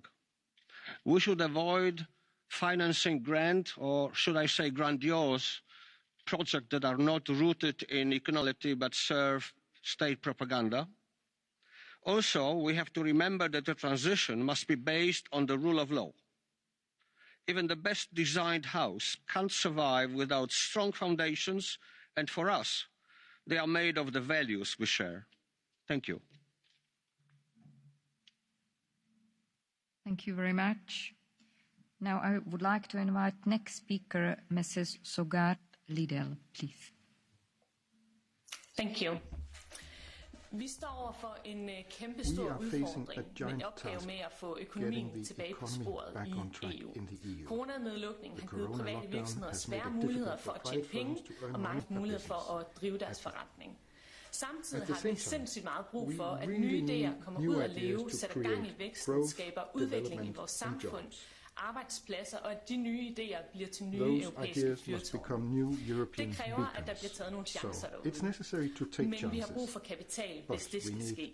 Og den skal være risikovillig, og den skal løfte private investeringer. Derfor kunne timing ikke være bedre i forhold til InvestEU. Programmets vigtigste rolle er at skabe vækst i Europa. Men det er altså at sætte turbo på den grønne omstilling. Når vi nu lader offentlige penge flyde ud til virksomhederne, så er det vigtigt, at de penge har den rigtige retning. Derfor er vi blevet enige om, at 9% af pengene skal bruges til klimaomstilling. Jeg havde gerne set, at den andel var meget højere. Det havde givet os bedre muligheder for at give en hånd i ryggen på de virksomheder, som forsøger lige nu at skabe fremtidens nye grønne løsninger. De løsninger, som vi virkelig har brug for. Og det er altså ude i virksomhederne, på markedet, i den virkelige verden, at forandringerne skal ske, og løsningerne skal findes. Så derfor håber jeg, at alle husker, at det er mindst 30%. Andelen må gerne ende med at være meget højere. Tak for ordet. Thank you very much. Now I would like to give the floor to Mrs. Stegrud, please. Tack, fru talman. Kriser tycks ha blivit EUs bränsle. För varje kris är mer makt och pengar till Bryssel den huvudsakliga lösningen. Kritiska röster tystas med ord som solidaritet och rättvisa. Åtgärder lanseras som tillfälliga akuta insatser. Efter en tid blir det dock uppenbart att tillfällig egentligen betyder permanent. Coronapaketet lär vara nästa exempel. Junckerfonden, idag kallad InvestEU, såldes in som en tillfällig möjlighet att ta itu med akut marknadsmisslyckande efter krisen 2008. Fonden hade som tillfällig uppgift att mobilisera privata och offentliga investeringar till satsningar i den europeiska ekonomin. Men är nu sedan länge cementerad, trots kritik att den tränger ut innovativa investerare och att fördelarna är högst överskattade. På detta sätt vill EU styra skattebetalarnas pengar till de politiska favoritprojekten för dagen. En planekonomisk modell som i sin helhet inte lett till ökad konkurrenskraft, långsiktig tillväxt eller gjort oss rustade för nya kriser. Det har helt enkelt blivit dags att avskaffa den här typen av tillfälliga lösningar permanent. I think what we need to do is get rid of these temporary solutions permanently. Thank you very much. Now I would like to invite next speaker, Mr. Štefanec, please. Ďakujem, pani predsedajúca, dámy a páni. Ako sme identifikovali v aktuálnom prieskume SME Europe, jedným z najdôležitejších predpokladov pre prekonanie pandémie je zlepšenie prístupu ku kapitálu a predovšetkým zníženie byrokracie. Malé a stredné podniky boli touto krízou kľúčom. Polovica z nich čelí hrozbe zániku. Stratili by sa tak nielen mnohé pracovné miesta, ale aj unikátne know-how a technológie, ktoré vytvorili. To sa na rozdiel od pracovných miest nebude dať len tak ľahko nahradiť. Som veľmi rád, že tu môžeme hovoriť o programe InvestEU. Je to dôležitý program, ktorý má za cieľ pomôcť vytvoriť pracovné miesta s podnikateľom prekonať toto obdobie lepším prístupom ku kapitálu. Oceňujem, že je zameraný špeciálne na obnovu SME, malých podnikov, na digitalizáciu a udržateľné hospodárstvo. Mnohí boli skeptickí, keď bývalý predstavil plán EFSI, na ktorý tento program nadväzuje, avšak vidíme, že to prinieslo ovocie a stimulovalo dostatočný objem investícií. Mnohí tiež namietali, že predošlý program obsahoval veľa byrokracie a mnohých podnikateľov to verím, ale že tento nový program InvestEU do veľkej miery odbúra zbytočnú byrokraciu a hodnotenie bude rýchlejšie, aby mohli firmy čo najskôr čerpať úvery. Želám si, aby sa peniaze z InvestEU dostali k čo najväčšiemu počtu malých a stredných firiem a podporili tak pracovné miesta. Ďakujem pekne. Ďakujem pekne. Thank you very much. Next speaker, Mrs. Gualmini, please. Grazie Presidente, oggi parlo in Italia. La crisi economica degli ultimi decenni è una crisi da investimenti, in particolare privati. Tra il 2008 e il 2018 l'Italia ha perso 20 miliardi di investimenti privati, diminuiranno ancora nel 2020 e gli investimenti diretti stranieri si stanno prosciugando, di qui l'importanza di InvestEU che mobiliterà oltre 400 miliardi di risorse. Non basta l'intervento dello Stato e il rilancio dei consumi importanti. Gli investimenti privati sono la leva per la creazione di ricchezza e per la redistribuzione. Ecco perché non devo chiedermi quanti bonus distribuisco coi soldi europei, ma quanti nuovi posti di lavoro creo per le ragazze e i ragazzi digitale. Non mi devo chiedere a quanti settori metto un cerotto, quante persone assisto con la flebo dell'aiuto pubblico, ma come faccio a far ripartire ristoranti, attività turistiche, piccole e medie imprese. Così si ricostruisce in un paese, così si fa politica nel senso più alto e nobile del termine. Thank you very much. I would like to invite next speaker, Mr. George, please. Thank you, Madam Chair. In my view, InvestEU is a threefold action meant to benefit the citizens, the national administration, and the internal position of the EU. The COVID pandemic spotlighted the investments gaps in our strategic sectors. It made clear that we need to build autonomy at home. Critical infrastructure should be the first priority of the state. By investing today in our hospitals, pharma production, safe and secure roads, sustainable energy, we shall prevent fatalities and avoid heavy social security costs. Innovation inside the EU is key to future strength. We need to be ready for future challenges and prepare at national and EU level to be leaders in research and new technologies meant to help next generations. Added value of InvestEU, we need stronger national financial institutions. Potentially some 400 billion are waiting to be invested. And yes, we can rely on investment advisory hub to help the implementation. We also need strong and performant national development institutions.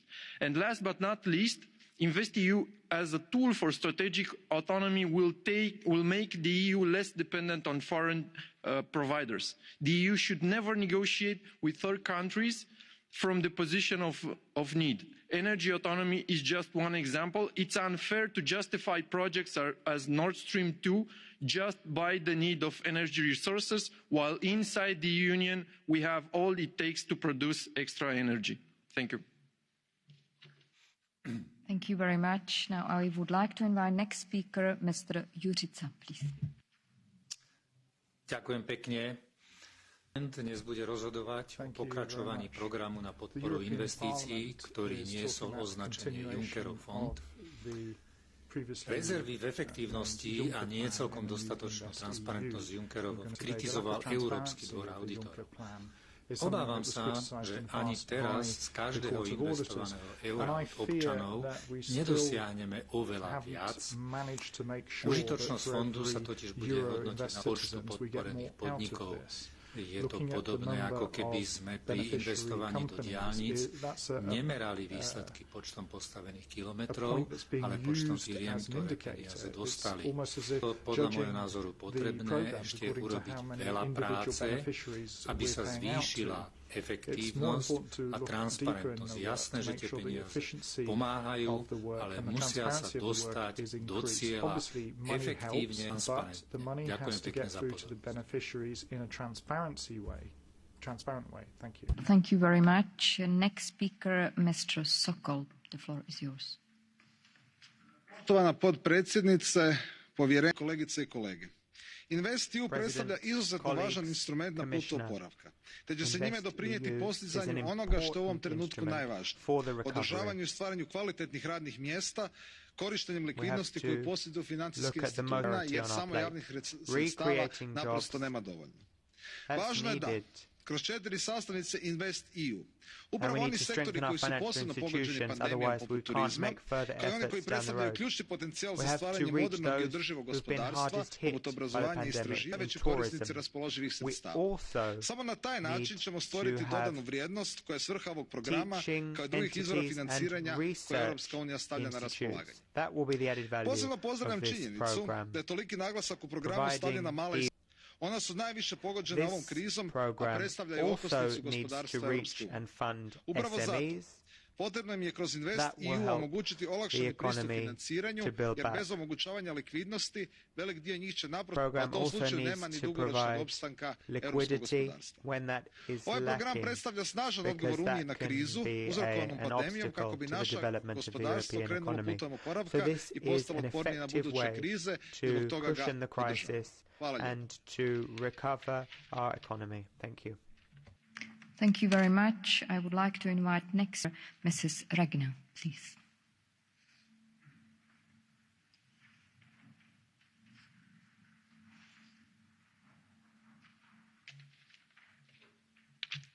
Herzlichen Dank, sehr geehrter Da. Ohne Investitionen werden wir nicht aus der Krise kommen. Darüber sind wir uns alle einig. Mit InvestEU haben wir ein Programm geschaffen, das den Schritt zum Investieren erleichtern soll. Und das ist gut so. Gestern war der internationale Frauenkampf, dass Frauen die Heldinnen der Krise sind und dabei gleichzeitig auch die am schlimmsten betroffene Gruppe. Zu viele Frauen haben ihren Job verloren. Zu viele Frauen arbeiten am Limit. Für mich ist deshalb jeder Tag internationaler Frauenkampftag und deswegen müssen diese Investitionen den Frauen zugutekommen. Also einem frauengeführten Start-up, einer Pflegerin zum Beispiel. Bei jeder Investition unter dem Schirm des InvestEU-Programms, sei es Forschung, Digitalisierung und vor allem bei den sozialen Investitionen, müssen wir an Frauen denken. Was wir Frauen brauchen, ist ein zum Investitionskapital, von dem wir tatsächlich auch profitieren. Danke. Thank you very much. Next speaker, Mrs. Zalewska, please.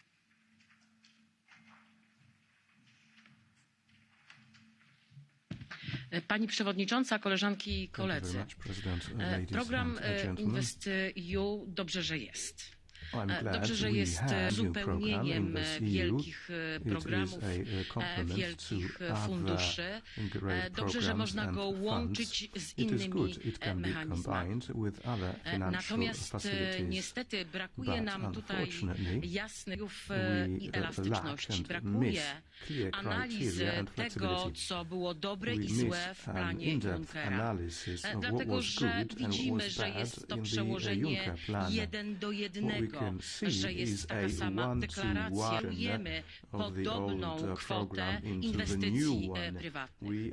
Natomiast to, co z przykrością należy stwierdzić, to, że oprócz mówienia, że mamy do czynienia z podwojonym kryzysem w kryteriach, w opisie, w pozyskiwaniu pożyczek i gwarancji z InvestEU, pandemii w ogóle nie ma. Myślę, że to podstawowa kwestia, aby pomóc średnim przedsiębiorstwom jutro, za tydzień, za miesiąc, by widzieć to, co dzieje się właśnie w tej chwili. Dziękuję. Thank you. Now I would like to invite next speaker, Mr. Hetman, please. Dziękuję Pani Przewodnicząca. Panie Komisarzu, Szanowni Państwo, InvestEU to ambitny fundusz Unii Europejskiej, który ma pobudzić prywatne inwestycje i przyczynić się do realizacji unijnych priorytetów, m.in. w zakresie zrównoważonej infrastruktury, badań i innowacji.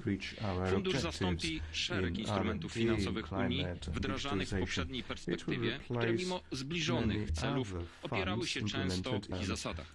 Powstanie takiego jednolitego funduszu stanowi duże uproszczenie, a także daje poczucie większej spójności i przejrzystości. To dobra wiadomość, nawet bardzo dobra wiadomość. Mam nadzieję jednak, że osoby odpowiedzialne za tworzenie zasad pozyskiwania środków z tego instrumentu będą konsekwentne i ideę uproszczeń wprowadzą także na poziomie realizacji projektów. Świetną wiadomością jest to, że ten fundusz cechuje duża elastyczność, a także możliwość łączenia go z innymi formami, na przykład z dotacjami. InvestEU powinien ułatwić dostęp do finansowania dla MŚP, co jest szczególnie ważne, zwłaszcza w obecnych trudnych czasach spowolnienia gospodarczego.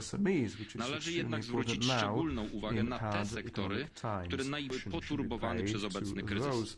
Wielu przedsiębiorców będzie miało ogromny problem z wygenerowaniem wkładu własnego do potencjalnych projektów. Jedyne, co posiadają dzisiaj, to długi i brak zdolności kredytowej. Często słyszę w tym budynku chętnie powtarzać, nikt nie został w tyle. So no one is left behind. To będzie prawdziwy test tego, czy to tylko slogan, czy prawdziwe przesłanie. Dziękuję bardzo.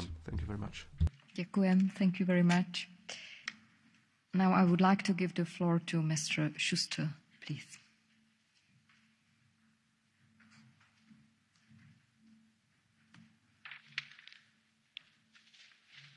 Geehrte Frau Präsidentin, liebe Kolleginnen und Kollegen! Schon vor Covid-19 war offensichtlich, das Niveau öffentlicher und privater Investitionen ist insgesamt gesehen zu niedrig. Dadurch hat die europäische Wirtschaft im internationalen Vergleich an Boden verloren. Hinzu kommen die gigantischen Herausforderungen der klimaneutralen und digitalen Transformation, die ohne eine massive Steigerung öffentlicher und privater Investitionen nicht zu stemmen sind. Verschärft wurde die Lage dann zusätzlich durch den massiven Rückgang der Folge der Pandemie. InvestEU wird einen wesentlichen Beitrag dazu leisten, die bestehende Lücke bei öffentlichen und privaten Investitionen abzubauen. Mit InvestEU wird es gelingen, wichtige Projekte zur klimaneutralen und digitalen Transformation der Unternehmen in Regionen und Kommunen anzureizen und umzusetzen. Und InvestEU ermöglicht zugleich, die soziale Infrastruktur zu stärken und in Bildung und Qualifizierung von Beschäftigten zu investieren. Damit ist die EU Invest ein wichtiger Bau- und Modernisierungsstrategie. Vielen Dank. Thank you very much. Now I would like to invite next speaker, Señor Mato, por favor.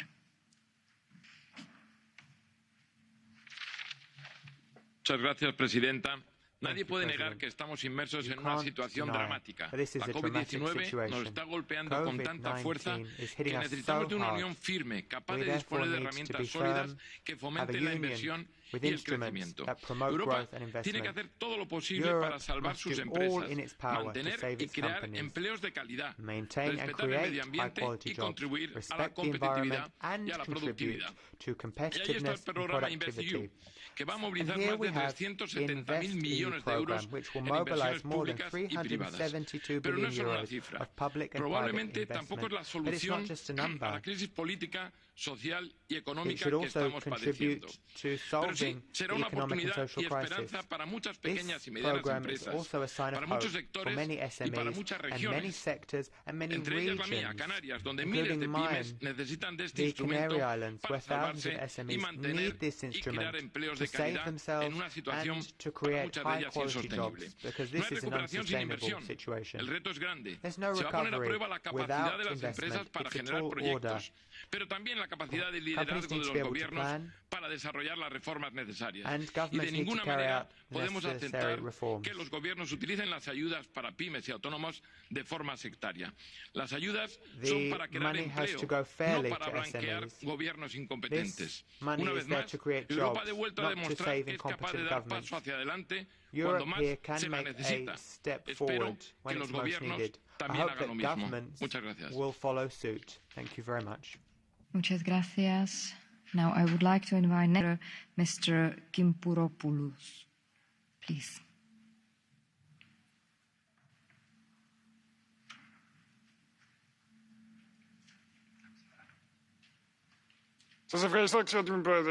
Thank you, Madam Chair. Commissioner Gentiloni, my dear, the program InvestEU will be the most important investment program of the European Union for restoring the European economy. It has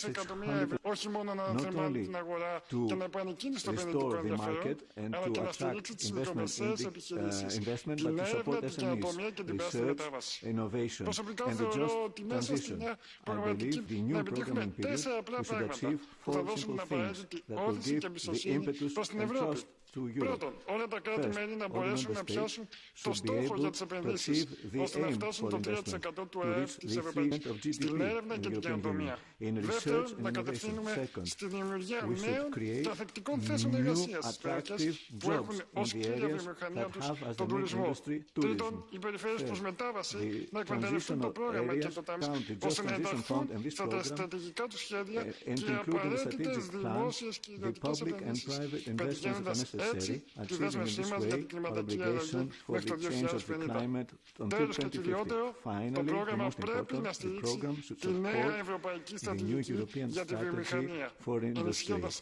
supporting projects for productivity, for competitiveness of the European Union. Thank you. Thank you very much. I would like to invite next speaker, Mrs. Niebler, please.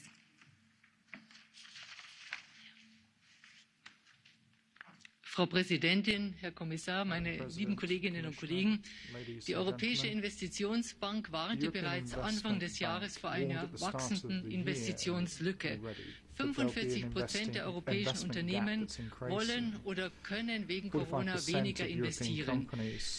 Das Programm InvestEU ist ausgezeichnet, um diese Investitionslücke zu schließen und den Wiederaufbau nach Corona zum Erfolg zu machen. Wir brauchen neben den staatlichen Mitteln für den Wiederaufbau auch private Finanzierungsressourcen. Genau dieses Ziel verfolgt EU Invest.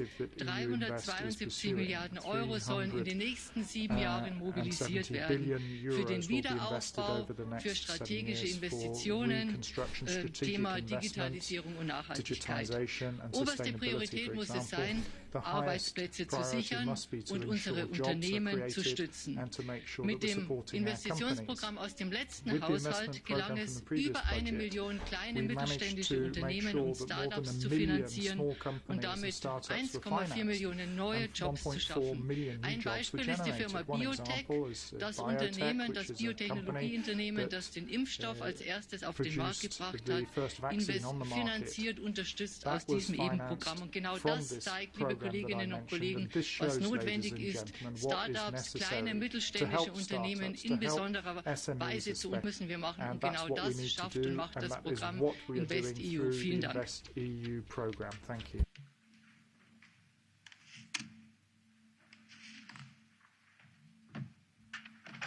Thank you very much. And now I commission, on behalf of the Commission, Commissioner Gentiloni. The floor is yours.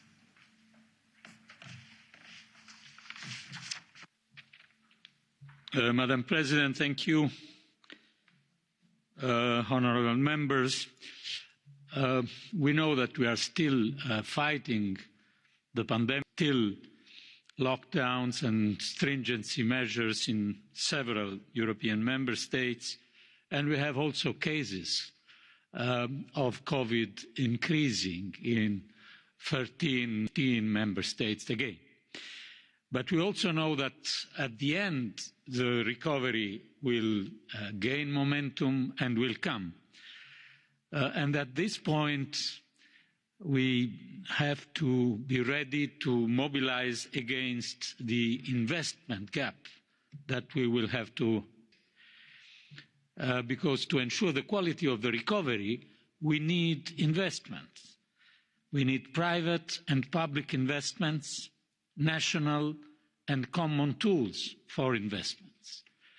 And of course, we need to try to, as far as possible, them towards the quality, the green and digital transition, the resilience of our societies. For this reason, I think the tool we are discussing today is so important.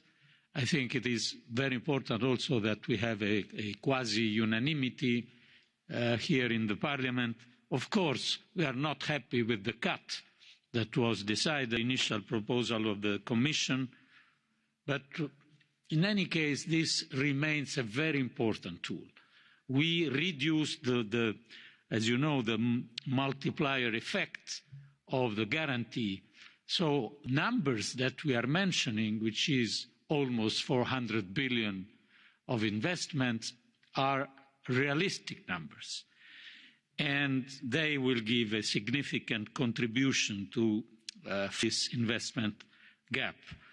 I think it's very important also the contribution adding to the EIB coming from the national promotion banks, because they have deep roots and deep knowledge of their national economies. And this will, I think, help.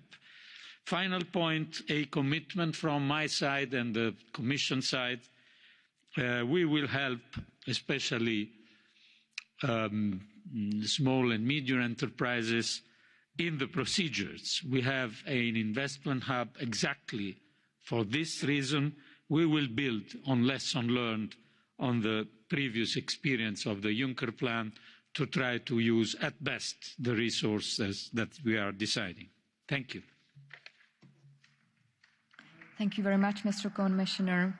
So the debate is closed and the vote will be held today. The next item on the agenda is the report by Mr. Bușoi, Programme for the Union's Action in the Field of Health for the period 2021 to 2027 EU for Health Programme. I just would like to remind members that there is no HDI procedure and no blue cards.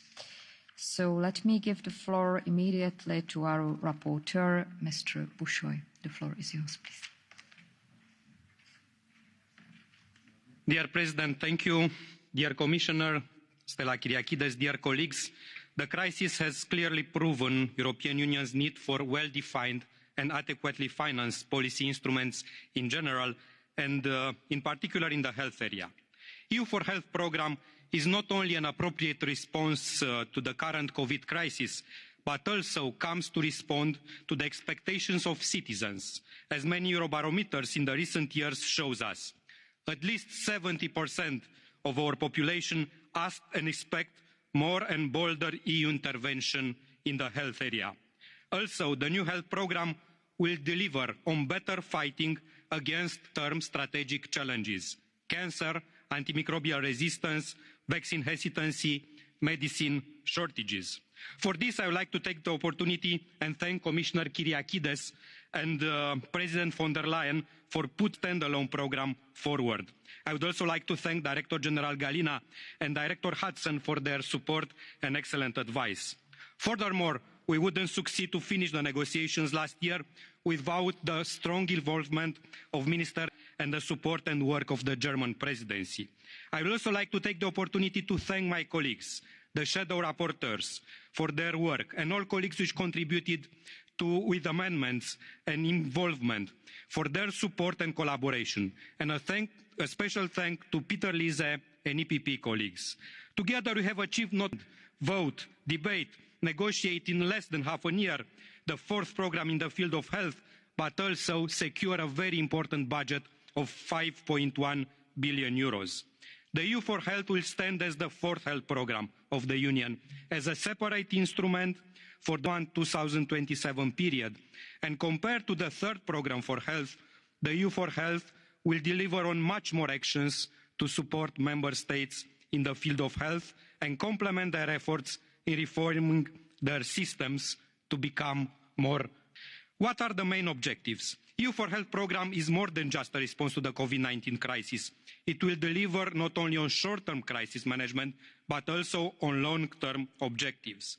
EU for Health will strengthen the European Union, a very important priority for me personally and for my political group, EPP, but also for so many colleagues, with concrete actions to address the lack of screening, early diagnosis and access to treatment and care, and in synergy with the Europe's plan. EU for Health will digitalise healthcare, in particular through the creation and application of the European e-health record, and support the creation and use of the Health Data Space Future platform. EU for Health will work in synergies with other programmes, instruments and funds, the EU Beating Cancer Plan, Horizon Europe and its specific, the digital agenda and the RRF. EU for Health will encourage member states to invest more in health promotion and disease prevention, especially for chronic diseases such as cancer, cardiovascular diseases, diabetes. Focus on a very important medium-term objective. And for me, representing Romania, this is extremely important, that health inequalities must be reduced.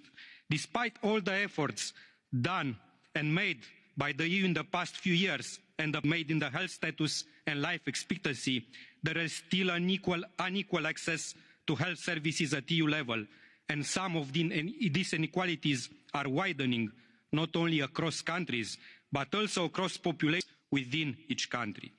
The EU for Health will support actions for training more health staff, address resistance to vaccination in the EU, and bring back the production of medicines to Europe. EU for Health will allocate funds for the establishment of a union reserve of crisis-relevant products and of medical and healthcare staff in synergy and complementarity with other union policies and instruments. The final agreement introduced also a minimum for health promotion and disease prevention, 20%, a ceiling for stockpiling, 12.5%, for procurement complementing national stockpiling of essential crisis-relevant products, one for global initiatives, 12.5%, and a last one for administrative expenses, 8%. And this is something that European Parliament team insisted in order to ensure a fair balance and to have a very good budget which are going. I would like to once again emphasise that this programme will be extremely important to deliver on what will be our future challenges: cancer, communicable and non-communicable diseases, antimicrobial resistance, mental health and ageing, vaccine hesitancy, unequal access, and we'd like to reduce inequalities, medicine shortages, and of course, at the same time, will be better prepared with the help of this programme for emerging technologies. Dear colleagues, thank you very much. Together, we have delivered both on citizens' expectations and on addressing we are facing. Thank you so much. Thank you very much. I would like to invite Commissioner Kyriakides. The floor is yours, Madam.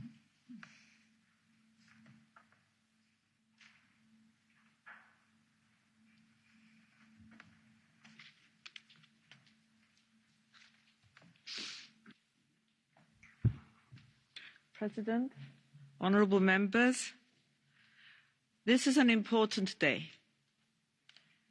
It is the end of a journey and the beginning of another one.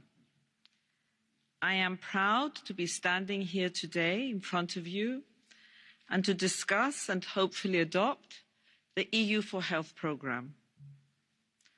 People across the EU have expected us to act as policymakers, as public health officials, as their democratically elected representatives. They expected us to act to address the weaknesses in Europe's health systems, which became even more apparent in this pandemic, but to ensure that we do much more in the future in every area of health.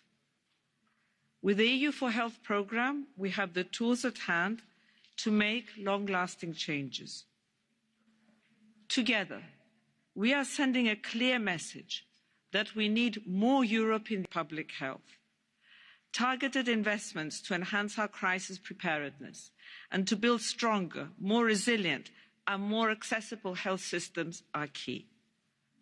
That message comes loud and clear programme, which represents, I would dare to say, a new era in health policy. This programme is more than a reaction to the pandemic. I want to thank this Parliament for its support for this ambitious programme. Thanks to you, this budget was increased to 5.1 billion. Particularly to thank MEP Bushoi, as well as all the shadow rapporteurs, for their excellent collaboration, but every single colleague in the European Parliament. Your contributions were instrumental in reaching the political agreement in December, along with the German presidency, and thanks here need to be Span. This agreement, reached in record time, illustrates the power of collaboration and our potential to deliver concrete benefits across the Union. Honourable members, the EU4Health programme will support the fight against cross-border health threats, will reinforce Europe's health systems, will drive the digital health and will strengthen disease prevention. We plan to structure the first EU4Health programme for 2021 along these 4 health strands, with a cross-cutting priority on cancer to support Europe's Beating Cancer Plan. We can make a difference. The gravity of the health crisis demands the swift adoption of the EU4Health regulation. We are determined that the first ever EU4Health annual work programme will be as soon as possible so that we can roll out our EU-wide actions later in 2021. I look forward to presenting to the Parliament the proceedings with the EU4Health steering group and the consultation holders. Close collaboration is what has gotten us to this point. And only if we continue in this spirit, we can deliver the health programme that Europeans expect, deserve and the pandemic has taught us harsh lessons and has highlighted the areas where we need to take decisive action. Knowing now what we know, we cannot go back to what was the old normal. Indeed, we're determined to respond in a way that future and develops concrete benefits and protection to the citizens. This is exactly why the Commission adopted in November last year a package to build a stronger European health union. This package includes an updated regulation on serious cross-border health threats and proposals to reinforce our 2 key agencies, ECDC and EMA, the European Medicines Agency and the European Centre for Disease Prevention and Control. This package is under discussion with the Member States as well as in the ENVI Committee, and we need to do all we can to ensure that these proposals become a reality. And again, I count on your support. I know we will present our proposal on a health emergency preparedness authority HERA to strengthen access and availability of medical countermeasures later this year. In the meantime, we are already ready to roll out the first actions under the HERA incubator, which will be supporting the production and delivery of adapted or novel COVID-19 vaccines.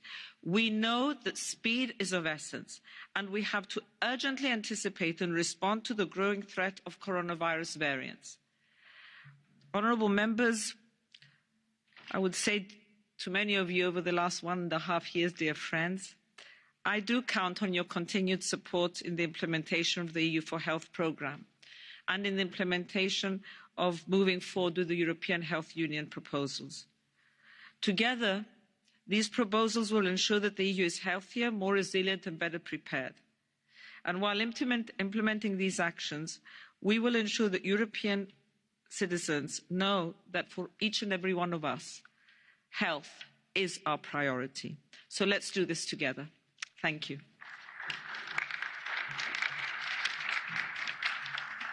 Thank you very much, Madam Commissioner. Next speaker on behalf of the Committee on Budgets, Mr. Stefanuta. The floor is yours.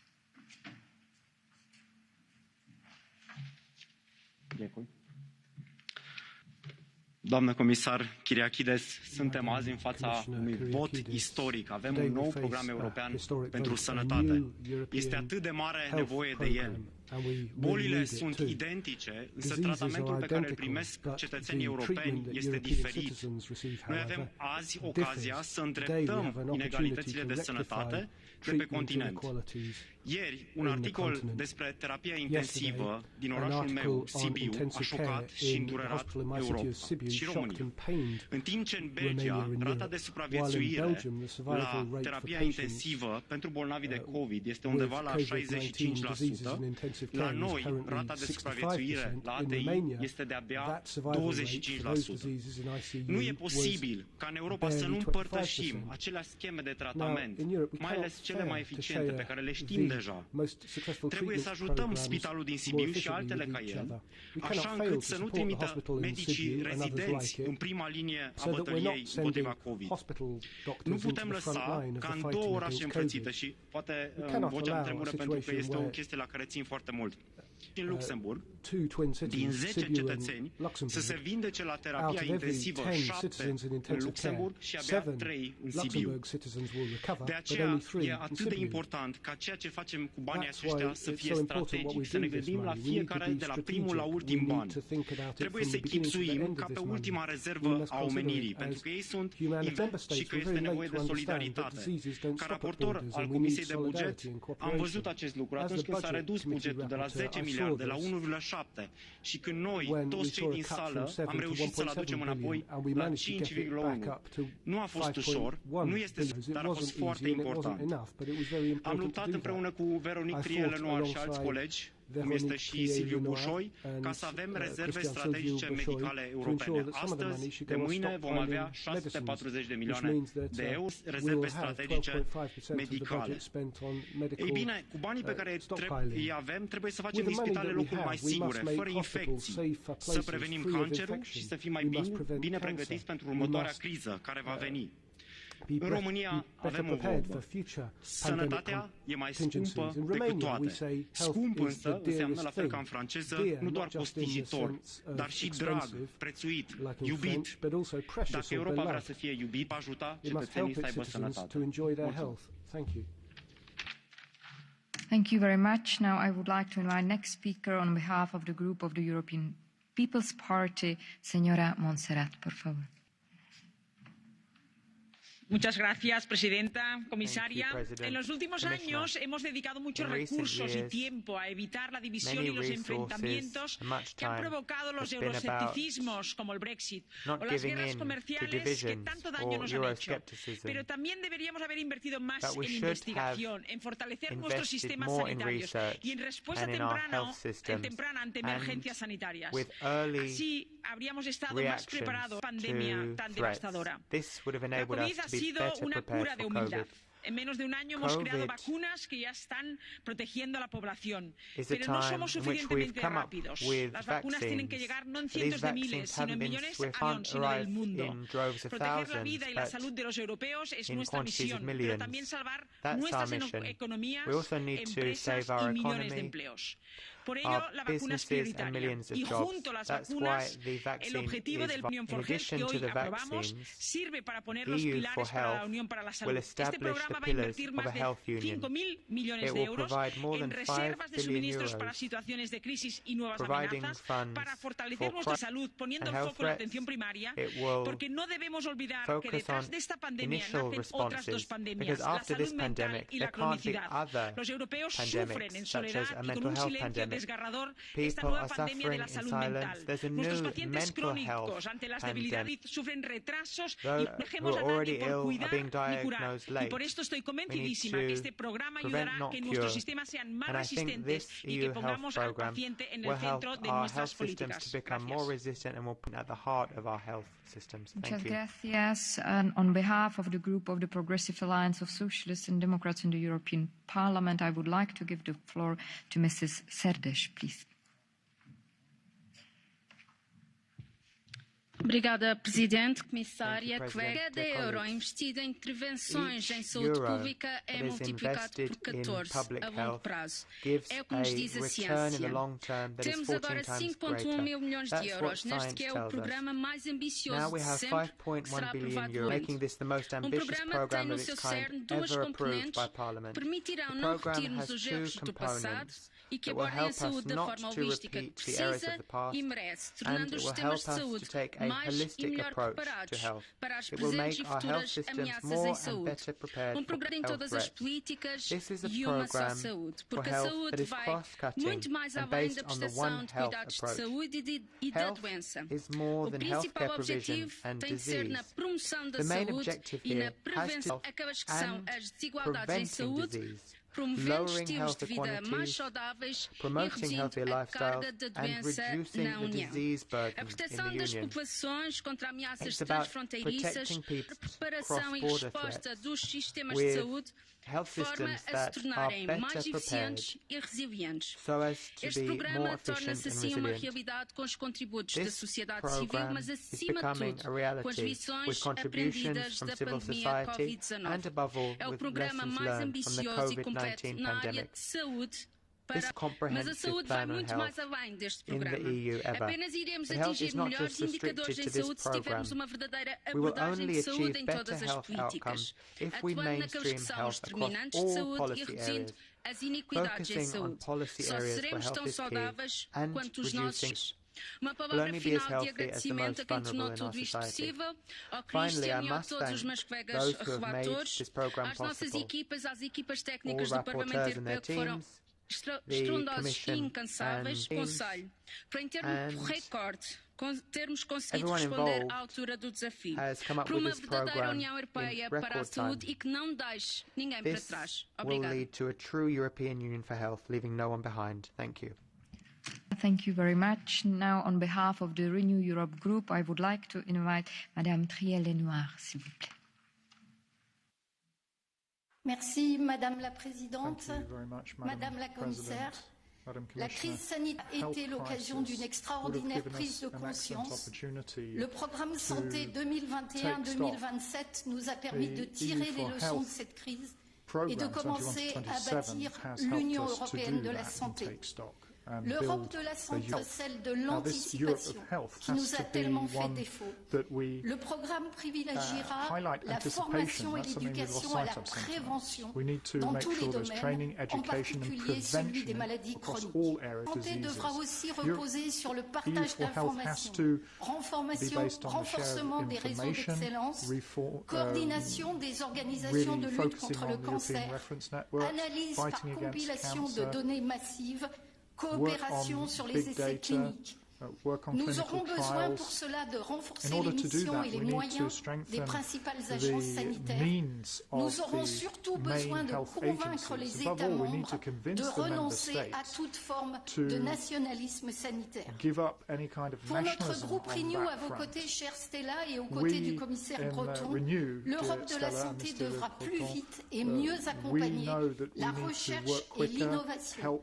Accélérer les achats groupement, les partenariats publics-privés, selon la dynamique déjà engagée pour les vaccins et préparer ainsi la future autorité de réponse aux crises sanitaires. Notre groupe a également plaidé pour défendre sa vision d'une santé globale, au sein de la protection de l'environnement et du bien-être, dans toutes les politiques européennes, travail, agriculture, transport.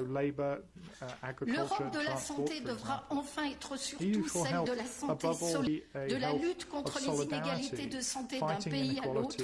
Elle devra prendre la dimension mondiale de sa responsabilité et poursuivre, grâce au financement que ce programme prévoit pour l'OMS, les dispositifs d'aide, en particulier à l'Afrique, en particulier pour la prévention et le dépistage des cancers féminins, comme discuté avec la Commission Femmes. Pour tout cela, merci cher Nico pour ton combat.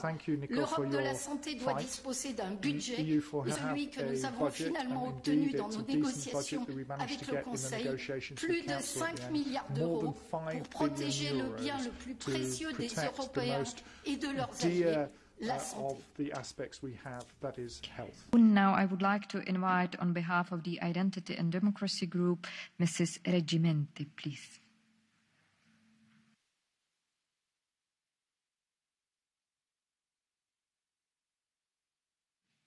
Madame la Présidente e signor Commissario, sarà al voto oggi un programma europeo per la salute di cui ho avuto l'onore di essere correlatrice per il gruppo ID.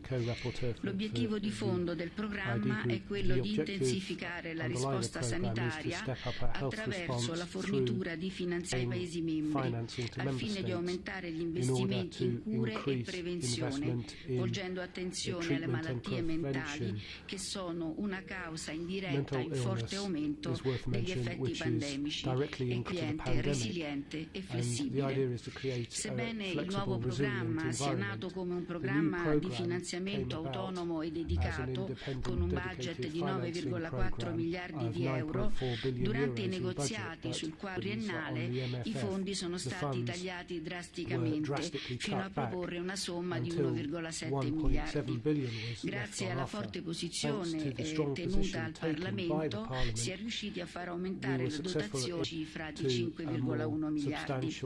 Destinare almeno il 20% del budget per la prevenzione e la promozione della salute, far progredire la digitalizzazione dell'assistenza sanitaria e eventuali future pandemie sono tra le parti principali dell'accordo, oltre che la prevenzione di cancro e malattie cardiovascolari. Le carenze della sanità negli Stati membri sono molteplici e dipendono anche da una scarsità di fondi che invece è necessario e urgente convogliare in maniera adeguata la sanità al ruolo centrale che le spetta. In tal senso i fondi europei rappresentano un'opportunità da cogliere per rafforzare i nostri sistemi sanitari e per promuovere una produzione di farmaceutici all'interno dell'Unione, per ridurre al minimo la dipendenza dalle produzioni dei paesi terzi e sfruttare la nostra eccellenza sul campo.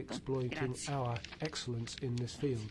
Grazie. Thank you very much. On behalf of the group of the Greens European Free Alliance, Madame Rivasi, s'il vous plaît. Merci Madame la Présidente. Merci Madame la Commissaire d'être parmi nous, Monsieur le rapporteur et chers collègues.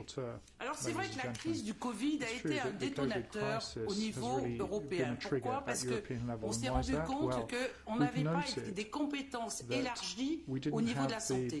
C'est pour ça important l'Union européenne pour la santé, parce qu'il correspond à une vraie demande politique et démocratique. Et puis c'est grâce au Parlement que ce programme qui va durer jusqu'en 2027 est finalement doté d'un budget de plus de 5 milliards d'euros, c'est plus que le programme précédent. C'est aussi grâce au Parlement, et beaucoup d'ailleurs ouvert, que la prévention occupe une place à part entière, avec une obligation d'investir au moins 20% dans des actions et des projets visant la prévention des maladies. Comme je le dis souvent dans la commission spéciale cancer à laquelle je participe, la meilleure thérapie contre le cancer est d'abord de ne pas en développer.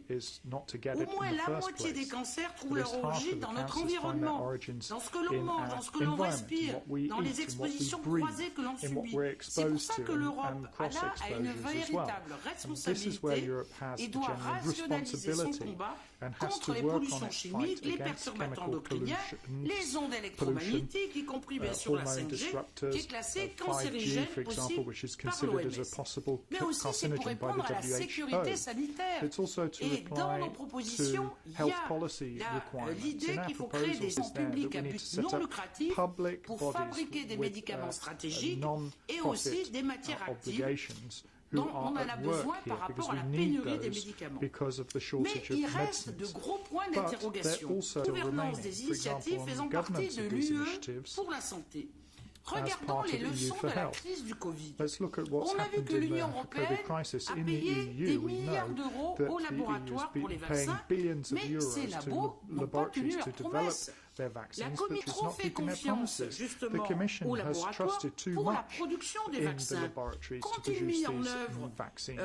How are you à meant partir to des centaines de millions d'euros d'argent public que nous leur avons billions of donné pour leur euros that have capacité been de given to production, these nous n'avons laboratories aucun capacity bien n'a été production? fait How do we pour know that garantir la nothing is going to be transparence, done Madame to la guarantee Commissaire, pour transparency, poser des conditions Commissioner, ou encore pour associer le to make Parlement sure that the européen Parliament à be toutes ces décisions associated prises sur with all the l'urgence? decisions Alors il ne taken faut pas in s'étonner an que urgent par rapport fashion. à la pénurie des So, vaccins, mais despite des the fact there's pays a lack comme la of Hongrie, la vaccines, you've République got tchèque ou Hungary, la the Czech Slovaquie Republic or et même Slovakia, l'Autriche et le even Danemark Austria vont and chercher Denmark ailleurs are les vaccins. starting to look Et notamment elsewhere des to get vaccins their souvent où il vaccines, n'y a pas even vaccines l'autorisation de mise sur le where marché par rapport à the notre agence. EMA Mais has not c'est given its une réalité authorization to et il market faut qu'on these soit beaucoup vaccines, plus but it's a performant reality. au niveau de So we have l'Europe. to perform better Il in faut Europe. on pousse les labos We have to make à sure that livrer these les doses laboratories prévues are forced et to quand on a provide interrogé the agreed Pfizer, amounts ils of refusent dose. même de And partager in les Pfizer, brevets, they leur refuse even to share technologie, their leur savoir-faire. patents, Or, si their on technology, veut their avoir savoir-faire, les doses their demandées, expertise, because il if we faut want to have the absolument number of doses démultiplier required, les then we're going to capacités de have to production make sure that et the pouvoir capacities of assurer l'accès production plus are large au vaccin. Pourquoi ramped up. l'Europe bloque les licences Why should we not have obligatoires? access Et to c'est that? très Why is Europe important blocking these parce que ça compulsory permet de licenses? multiplier It's les very sites de important because it production would allow sans to utiliser les multiply brevets. the production sites Donc, without using pour finir, patents. si on veut So une to Europe de la conclude, santé if forte, we want ça an demande EU une for vraie health which is exigence strong, politique. it requires Le politique political doit input. reprendre la main et se Politics has doter to take over the d'outils reins once adéquats again pour répondre and à la have demande des citoyens appropriate européens. tools to meet the demands of citizens. Thank you. Merci. Next speaker on behalf of the European Conservatives and Reformists Group, Mrs. Kopczynska, please. Dziękuję pani przewodnicząca, szanowna pani komisarz. Niepowodzenie jest sukcesem, jeśli wyciągniemy z niego lekcje. Wierzę, że my, Europejczycy, ostatecznie pokonamy pandemię i jestem w pełni przekonana, że program EU for Health wniesie znaczący wkład w proces stopniowego powrotu do nowej rzeczywistości po obecnie boleśnie doświadczanych skutkach wciąż trwającej pandemii COVID-19. Jako sprawozdawca z ramienia EKR w zakresie prac nad całym pakietem Europejskiej Unii Zdrowia z zadowoleniem przyjmuję wynik intensywnych prac, w czasie których osiągnęliśmy wynegocjowanie ostatecznie identyfikujący niedociągnięcia ujawnione przez kryzys COVID-19 oraz proponujący odpowiednie wsparcie, które zapewnia wzmocnienie wydolności systemu opieki zdrowotnej Unii Europejskiej. Program wpisuje się w zrównoważonego rozwoju. Cel trzeci, traktujący o zmniejszaniu przedwczesnej śmiertelności z powodu chorób niezakaźnych o 1/3 do 2030 roku. Co najmniej €1 miliard zostanie przeznaczone właśnie na profilaktykę chorób, co będzie stanowiło wsparcie systemów zdrowia państw Unii Europejskiej oraz realną pomoc dla pacjentów. Program opowiada się za polityką zdrowia publicznego połączoną z ONZ-owską koncepcją One Health zapobiegania chorób, z synergią z Europejskim Planem Zwalczania Raka, odniesieniami do sieci chorób rzadkich i leków sierocych, przez co podejmuje próbę poprawy dostępności leków dla unijnych pacjentów. Także będzie wspierał zintegrowaną współpracę dzięki wymianie najlepszych praktyk w zakresie zdrowia. Z zadowoleniem przyjmuję również fakt, że program podkreśla znaczenie i kompetencji bez ingerencji w architekturę systemów zdrowia publicznego państw członkowskich. Często mawia się, że żeby wygrać wojnę, trzeba nieraz przegrać bitwę. Wierzę, że Europa ostatecznie mimo wcześniejszych niepowodzeń. Dziękuję. Thank you very much. Now on behalf of the Left Group in the European Parliament, Mr. Ferreira, please.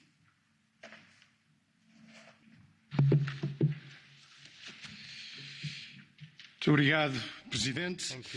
A pandemia de Covid-19 está a demonstrar, por lado, que existe uma necessidade e uma margem grande para reforço da proteção da saúde e, por outro lado, confirma que a resposta que está a ser dada pela União Europeia não está à altura dessa necessidade. O fracasso da estratégia de vacinação é disso exemplo elucidativo. Uma estratégia que privilegia os interesses das multinacionais em detrimento do interesse público e da saúde das populações. Uma estratégia que vira costas há necessária cooperação internacional neste domínio. Is an area where we need como cada international Estado se organiza cooperation. para prestar Each cuidados de country saúde às is suas populações organising é itself uma competência nacional e in deve order to ser protect its assim, citizens' desde health. logo That's a porque national existem tradições e competence. realidades muito But there diferentes are really que vão desde different sistemas realities. essencialmente públicos, em There que o are direito à some saúde está constitucionalmente public consagrado e health existem systems sistemas universais e and tendencialmente gratuitos, até universal perspectivas and free mais health liberais systems. e de In other countries, there are more mercantilização do liberal, direito more à saúde. market-based health A União systems. sabe The EU de boa doesn't memória have neste domínio. a good tradition in Diretivas this como a area. de cuidados de saúde directive transfronteiriços on aponta para uma cross-border perspectiva healthcare essencialmente mercantil have no que toca mainly à saúde. As próprias healthcare. recomendações por país The no âmbito do semestre europeu recommendations, the têm vindo a CSRs ser under feitas ao the longo dos European anos antes da semester have pandemia, been implemented apontaram over muitas the vezes, years, como aconteceu and com often Portugal, these para a CSRs, necessidade de as was the cortar case no in financiamento Portugal, do Serviço often Nacional de Saúde. suggested Ora, that the está healthcare demonstrada, system as should be consequências estão cut, demonstradas, as but consequências de orientações desse tipo, fallout fragilizar of that sistemas can be públicos de seen saúde, today. We have abrindo weaker health caminho systems. ao negócio This privado leads the da way doença. Tendo em for conta este enquadramento, diríamos que mercantilization cooperação of disease neste and illness. domínio entre Estados, Cooperation sim, in this area centralização should da happen. política de saúde num plano Centralization supranacional, of não. Muito health obrigado. policy, no, I don't want that. Thank you very much. The next speaker, Mr. Kolakušić. The floor is yours, please.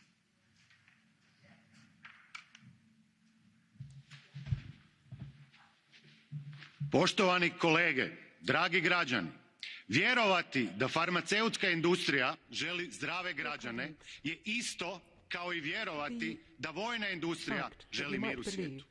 Kao strašna posljedica potpuno promašene i pogrešne politike i reakcije na jednu od gotovo svakodnevnih mutacija koronavirusa imamo posljedicu da samo u Hrvatskoj više od 110 hitnih kirurških intervencija, pregleda teških kroničnih bolesnika, oboljelih od raka i drugih teških bolesti, što je imalo za posljedicu nikad veću smrtnost u Republici Hrvatskoj, dogodio se i u svim državama Europe i svijeta. S obzirom na svakodnevne koruptivne afere koje se događaju u vezi nabavke PCR testova, medicinskih maski, nabavke cjepiva, mi možemo reći da se nalazimo u pandemiji korupcije koja će dovesti do siromaštva ogromnog broja građana Europe i svijeta i neviđenog bogatstva nekoliko pojedinaca na svijetu. Thank you very much. I would like to invite next speaker, Mrs. Spiraki, please. The floor is yours.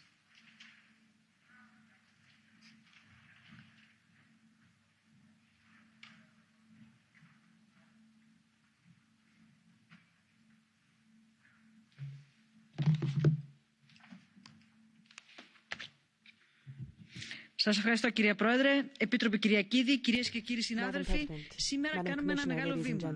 Με το EU for Health στηρίζουμε τα κράτη-μέλη, την Ελλάδα, την Κύπρο και εκείνα με τη σειρά τους θα έχουν την ευκαιρία να ενισχύσουν την ανθεκτικότητα των εθνικών συστημάτων υγείας και να ενσωματώσουν καινοτόμες θεραπείες και πρακτικές. Μπορεί τα 5,1 δισεκατομμύρια ευρώ να είναι μόνο η αρχή, είναι όμως μια σπουδαία αρχή στον πυλώνα της ευρωπαϊκής υγείας που πριν την πανδημία δεν υπήρχε. Οι Έλληνες λέμε ουδέν κακόναμι για σκαλού. Μέσα από την πανδημία καταφέραμε στον τομέα της υγείας πρώτα απ' όλα να κάνουμε κοινές παραγγελίες υγειονομικού υλικού.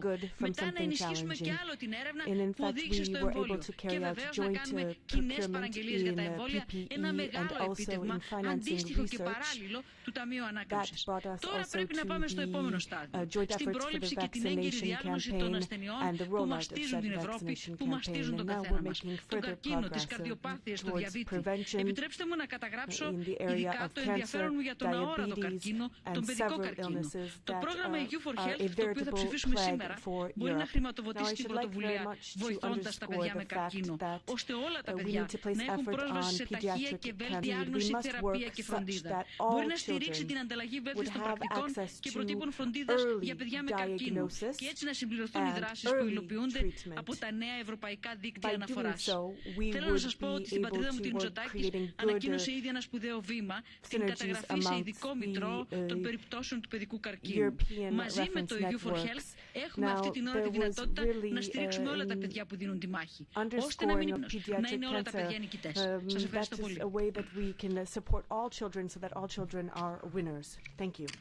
Thank you very much. Now I would like to invite next speaker, Mrs. Guteland, please.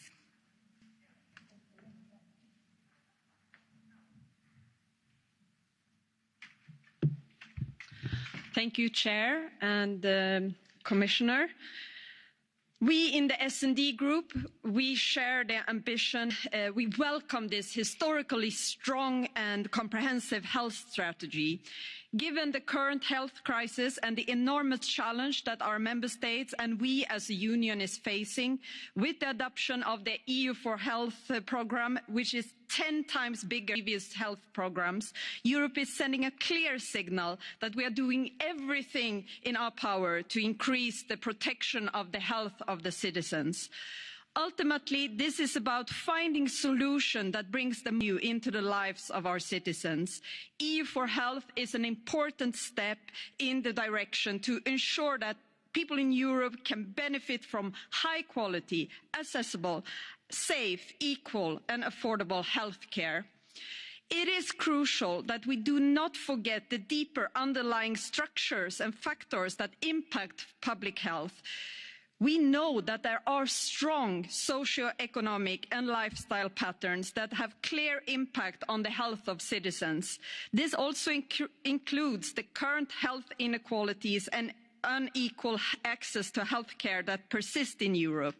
The S&D Group fully stands behind the importance of promoting access to sexual and reproductive healthcare. This is a human right, and we will not allow anyone to try to rob this from the people of Europe, rob the freedom from Europe. Therefore, the S&D Group also welcomes the 20% of the resources under the programme reserved for health promotion and disease prevention measures. This is also closely linked to the important work that the Union must do in supporting and strengthening the national healthcare system by improving their resilience and their resourcefulness. We also welcome that the Member States can perform stress testing on the national healthcare system as a means to see what can be possibly further improved, as well as the facility of best practice. This supports the development of medical products that is less harmful for the environment. Thank you very much. Thank you very much. Now I would like to invite next speaker, Madame Ries, s'il vous plaît.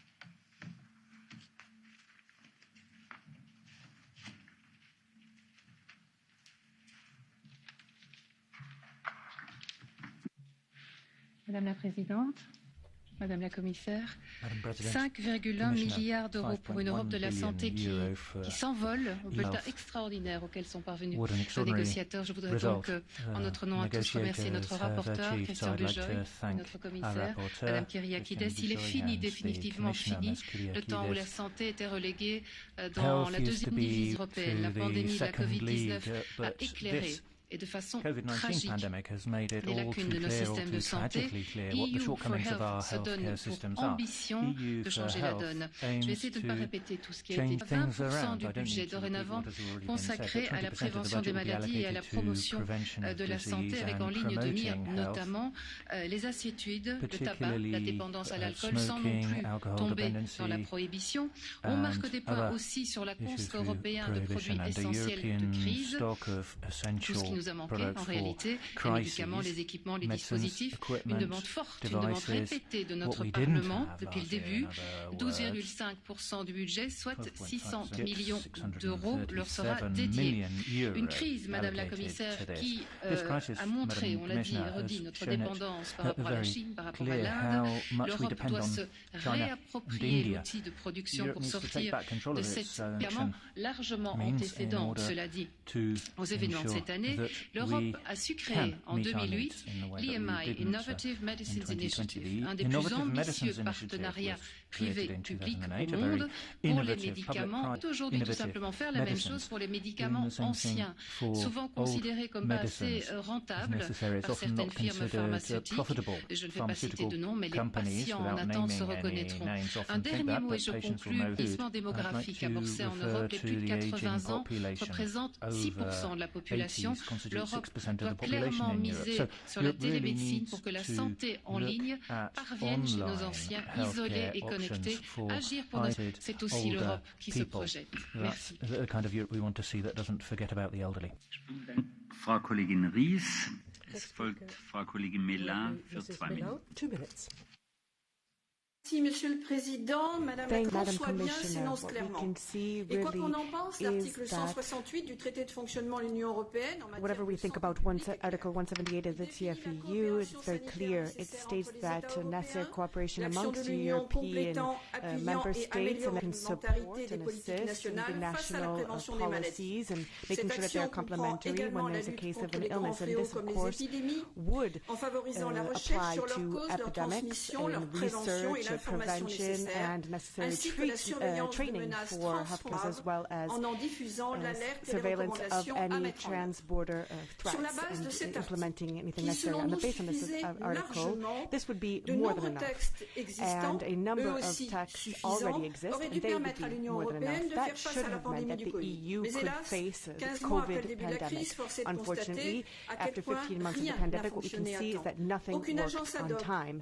There's no ad hoc agency, the EMA of the ECDC, for example, when it comes to remdesivir, and then there were several weeks of delay, and when it came to control and demands in terms of the studies that have been financed over the course of recent years, and the European Commission in its negotiations for the vaccines, nothing to protect European citizens. If we look at the text, we have reason to believe that the EU's approach in health has been dysfunctional, that it hasn't hit its aim, and it has not, and it has just reduced the state's competence in terms of their state duties, and that is something that needs to be strengthened urgently. So let us look at the current crisis, and we should not give it over to those who are completely out of sync with what needs to be done. We have seen that things have been completely insufficient. This is very worrying when it comes to the added value of the European Union over the member states. Thank you. Vielen Dank, Frau Kollegin Melin. Es folgt für 2,5 Minuten Herr Kollege Andresen. Vielen Dank. Gesundheit ist keine Ware, sondern ein Menschenrecht. Damit ist die Ungleichheit in unserem Gesundheitssystem noch größer geworden. Menschen mit niedrigeren Einkommen, aus Minderheiten oder in Staaten mit einem schwächeren Gesundheitssystem trifft Covid am härtesten. Wer in Bulgarien oder Rumänien wohnt, lebt im Durchschnitt 8 Jahre weniger als in Spanien und Italien. Die Lebenserwartung von 30-jährigen Männern mit Universitätsabschluss ist 7 Jahre länger als bei Gleichaltrigen mit kürzerer Ausbildung. Jetzt ist nicht die Zeit dafür, nach Zuständigkeiten zu finden. Unser Ziel muss sein, allen Menschen in der EU Zugang zu guter öffentlicher Gesundheitsversorgung zu ermöglichen. Das EU-Gesundheitsprogramm ist ein Schritt in die richtige Richtung.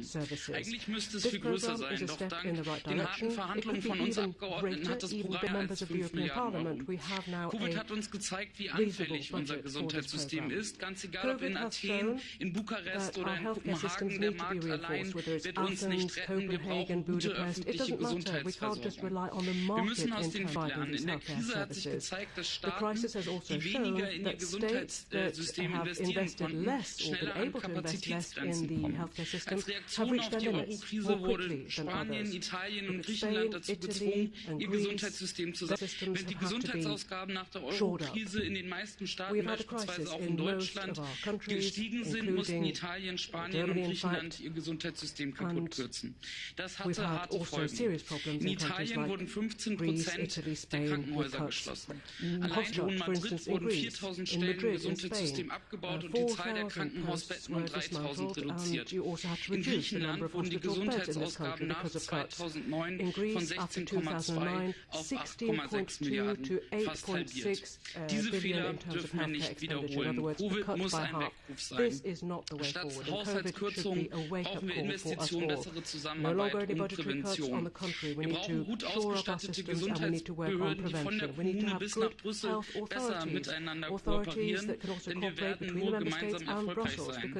EU for Health ist sicherlich keine Antwort auf alle dieser Fragen, aber das Programm kann ein guter Anfang für eine neue EU-Gesundheitspolitik sein. Vielen Dank. Vielen Dank, Herr Kollege Andresen. Es folgt für eine Minute Frau Kollegin Zalewska.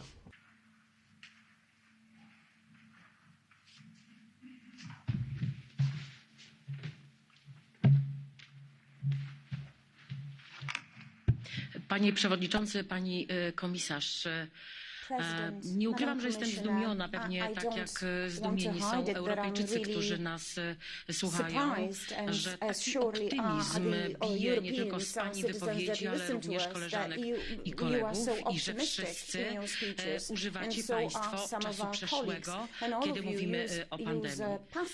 Niestety to są niewystarczające środki na to, żeby walczyć z pandemią. Niestety to są żadne środki, by móc powiedzieć, że będziemy mieć wpływ na szczepienia, szczepionki, na leki antykowidowe.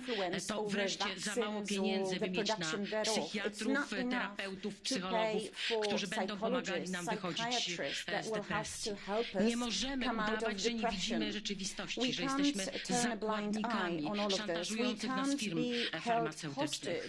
W ten sposób, mówiąc, że wysyłamy jakieś pozytywne sygnały, nie damy wiary Europejczykom, że po pierwsze wyjdziemy z pandemii, a po drugie, że jesteśmy Solidarna Europejska i Unia Europejska w tej sytuacji się sprawdza. Dziękuję.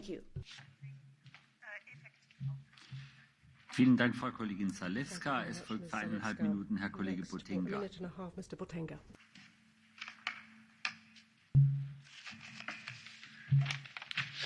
Dank u wel, mevrouw de commissaris, meneer de voorzitter. We stemmen vandaag over een Europees gezondheidsprogramma. Dat is belangrijk en dat staat een belangrijk principe in. Health in all policies. Gezondheid overal in. Ik ben daar blij mee, maar ik hoop dat we het ook serieus gaan nemen. Want je kunt moeilijk natuurlijk enerzijds spreken over hoe belangrijk gezondheid is en anderzijds met ander beleid de gezondheid van de mensen afzwakken of ondermijnen. En het huidige Europese beleid, laat ons daar duidelijk over zijn, ondermijnt de gezondheid op heel wat vlakken. Een voorbeeld, het kapot besparen van onze gezondheid zorgde ervoor dat het zorgpersoneel op zijn tandvlees had nog voor de pandemie begon, of dat mensen doktersbezoeken uitstellen. Of denken we aan het Europese flexibiliseringsbeleid in zaken de arbeidsmarkt, een rat race van ons leven, dat we steeds harder moeten werken, steeds flexibeler, totdat we te ziek zijn om van ons pensioen te genieten. Et donc si toutes ces politiques européennes nuisent à notre santé, nuisent à nos conditions de vie, alors on doit les revoir. Parce que certes, dividendes pour les grandes multinationales européennes, elles permettent aux actionnaires de bien vivre, mais ce n'est pas ça. La santé d'abord. Et si nous voulons une Europe de la santé, il faut inverser la... Donner priorité à la santé effectivement et mettre de côté les dividendes, dire nous changeons de cap, nous renversons la table, osons le faire et alors on sera digne de parler d'une Europe de la santé. Je vous remercie. Vielen Dank, Herr Kollege Botenga. Es folgt für eine Minute Herr Kollege Sinčić.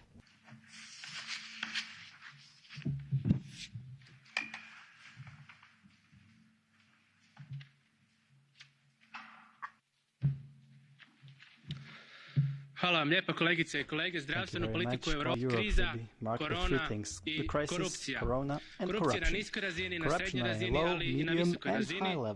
Nevjerojatna je vijest koja ovih dana dolazi iz Njemačke, naime, radi se o događajima pred godinu dana, kada njih poslova Seehofer naručio scenarije straha, dakle iz dokumenta se iščitavaju informacije, dakle dignuti razinu straha među populacijom, osigurati strah i poslušnost populacije, ostvariti mentalnu i sistemsku kontrolu situacije.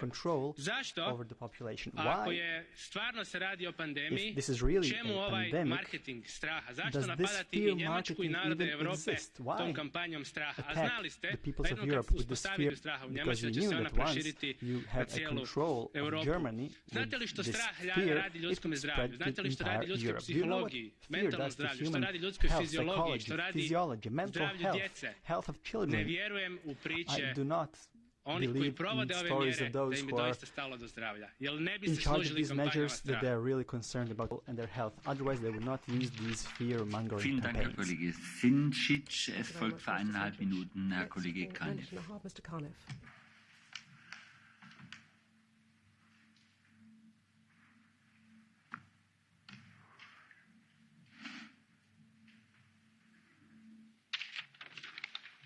Господин председател, госпожо комисар, колеги!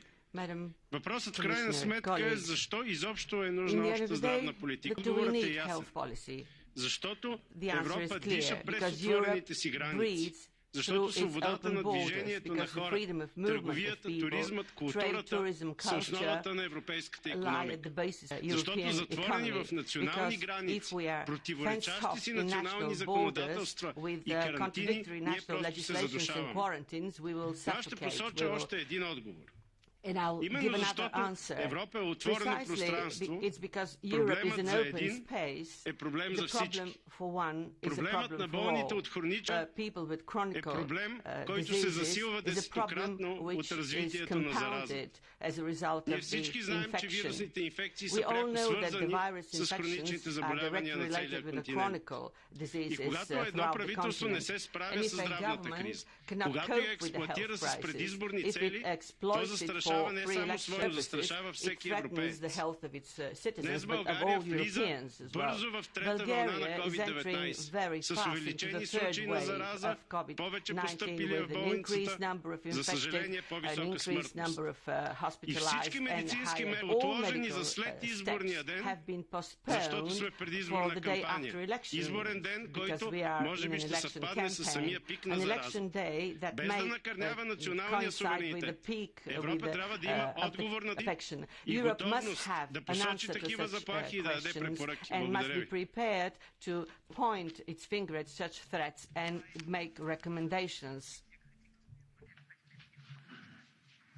Vielen Dank, Herr Kollege Kanev. Es folgt für 1,5 Minuten González Casares.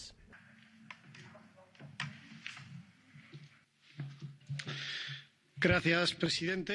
Thank you, President. Después de la crisis financiera, las políticas nefastas que desprotegieron nuestros sistemas de salud, este Parlamento ha pedido rol más fuerte de las políticas europeas en esta materia. Y lo que ha demostrado la pandemia es la urgencia de ese refuerzo. Sin duda, esta crisis reforzará el papel de estas políticas en la Unión, sin menoscabo de las competencias nacionales. E instrumentos como EU for Health deben impulsar la capacidad de la UE en dos ámbitos fundamentales: hacer frente a las amenazas transnacionales como la pandemia que estamos sufriendo, reducir las desigualdades en materia de salud, sangrante en el caso de acceso a tratamientos de enfermedades como el cáncer, y además, como ha demandado este Parlamento, mejorar el acceso a medicamentos y productos sanitarios, evitando desabastecimientos. Es evidente que con 5.000 millones de euros no vamos a resolver estos problemas, pero en sinergia con otros fondos del presupuesto ordinario, las nuevas propuestas legislativas y el mecanismo de recuperación con la colaboración de los Estados miembros deben actuar como palanca para dar una mejor respuesta y ayudar a construir la unión de la salud que demandan los ciudadanos europeos. Muchas gracias. Vielen Dank, Herr Kollege González Casares. Es folgt für 2 Minuten Frau Kollegin Søgaard-Lidl.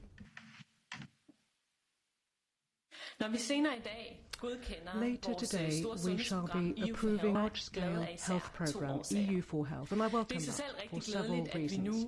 It is first of all to be welcomed that we are now kick-starting and investing in research and knowledge transfer in the health sector, and I'm particularly happy to see my own clear fingerprint and that of my Liberal group on this proposal.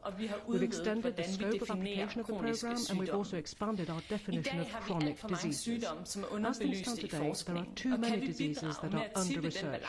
If we can contribute to tipping the balance just a tiny bit, then that will be a victory in itself, particularly for the millions of Europeans who are affected by diseases every year that we are not properly equipped to treat. We can do something about that, and we shall do something about that, and the fact that we're focusing more in the right direction. Now, one of the areas that is clearly under-researched is reproductive health, and on the day after International Women's Day, we should particularly welcome the fact that it has been included in this strategy. Health in the area of sexuality, fertility, and birth really warrants our close attention. There are so many areas that are under-researched here, and perhaps we should focus particularly on fertility.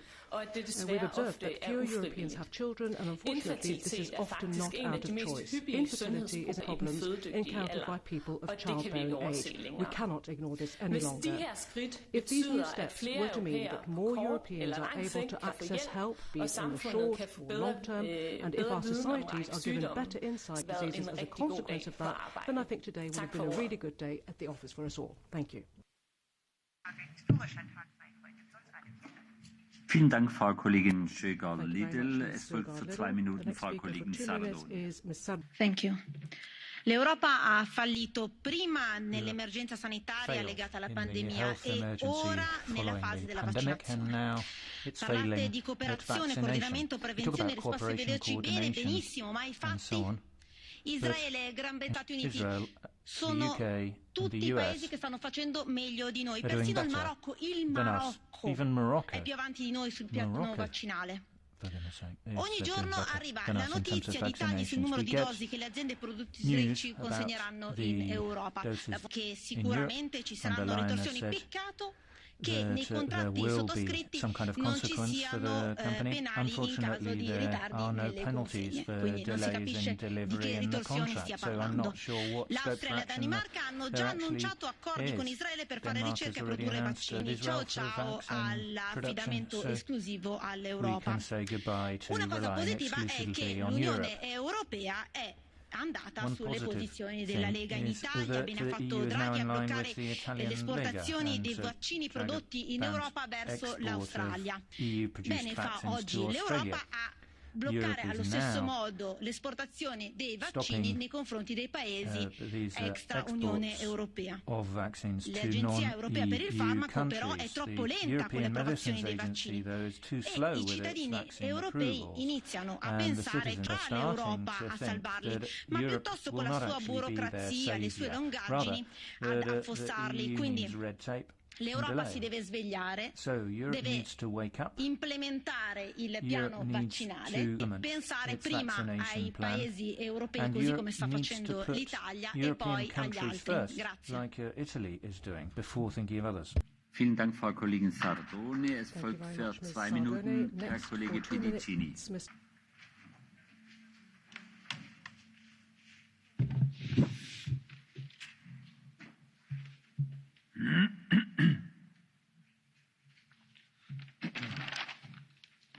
Grazie Presidente.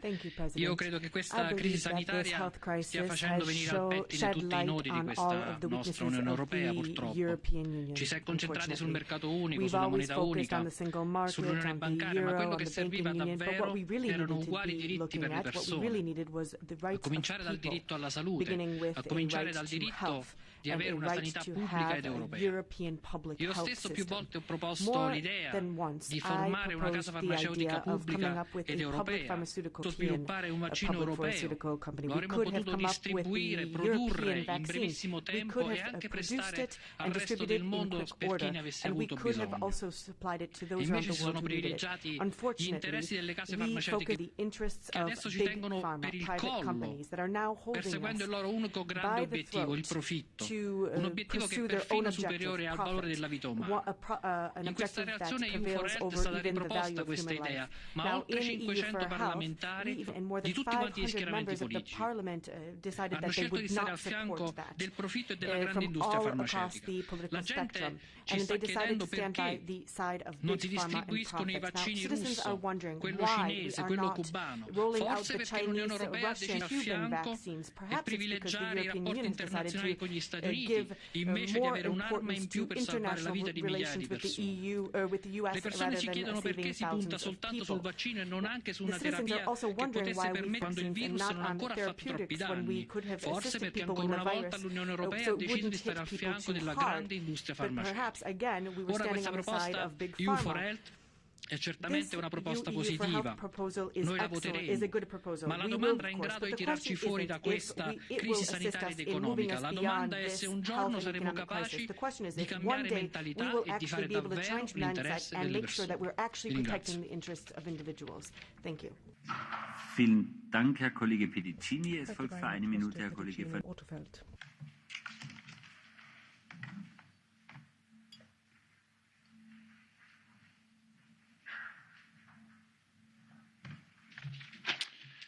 Collega's, voorzitter, commissaris, voor Health-programma focust op de domeinen waar de EU effectief toegevoegde waarde kan bieden, zoals grensoverschrijdende bedreigingen en de beschikbaarheid van geneesmiddelen.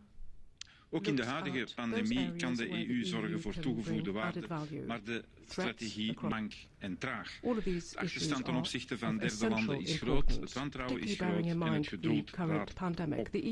Er zijn vele oorzaken voor het falen, maar slechts weinig excuses. Volgens mij is de Europese traagheid te wijten aan een soort van vastgeroeste, risicoaverse bureaucratie die zich toont in elke fase van plan tot uitvoering. Er is hier een echte reset mentale shift nodig. Ook vragen reizen er bij exportverlies. Producenten geven aan dat dit een risico is dat voor kostelijk tijdsverlies kan zorgen. En wat als dat exportverbod derde landen inspireert tot gelijkaardige rem op noodzakelijke componenten voor de aanmaak van. Ik hoop dat men hier goed de risico's heeft ingeschat. Similar prohibitions for the essential ingredients of these vaccines, then that would be a serious matter. I hope we've taken that into account. Thank you. Next speaker, Mr. Giorgio.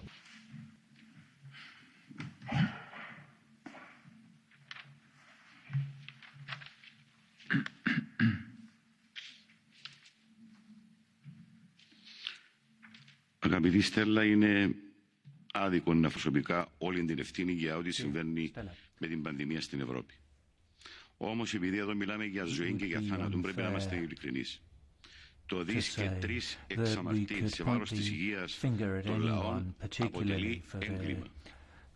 Αρχίσατε τα κράτη να περιορίσουν τις επενδύσεις στον τομέα της υγείας και να πάνε σε ιδιωτικοποίησεις. Είδαμε τα αποτελέσματα. Η πανδημία βρήκε τα δημόσια νοσηλευτήρια υποστελεχωμένα και ανέτοιμα να αντιμετωπίσουν αυτόν τον κακό που μας βρήκε.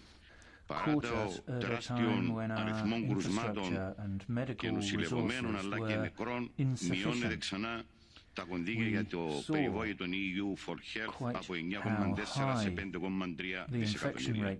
Νομίζω αποτελεί προβασμού σε βάρος των νεκρών. Επιπλέον, σήμερα ζητάτε να τύχει διαχείριση του τομέα της υγείας σε επίπεδο Ευρωπαϊκής Ένωσης. Αλλά πώς να σας εμπιστευτούν οι πολίτες όταν βλέπουν τον μπάχαλο με τους εμβολιασμούς, όταν βλέπουν να χρυσώνεται τις μεγάλες φαρμακευτικές και δημόσιο χρήμα την ίδια στιγμή που μαζεύονται και στιβάζονται οι νεκροί και ξεπερνούν τα 2,5 εκατομμύρια. Από λόγια πάμε πάρα πολύ καλά. Οι νοσοκόμοι και οι γιατροί μας είναι όντως ήρωες. Χρειάζονται όμως στήριξη. Οι απεργοί σήμερα στα νοσοκομεία στέλνουν ηχηρό μήνυμα να ανοίξουμε τα αυτιά μας, να ακούσουμε τον ανθρώπινο πόνο, να στηρίξουμε τη δημόσια υγεία, διότι οι ζωές των ανθρώπων δεν είναι επεξεγέλαση. Vielen Dank, Herr Kollege Giorgio. Es folgt für eine Minute Herr Kollege Comín y Oliveres.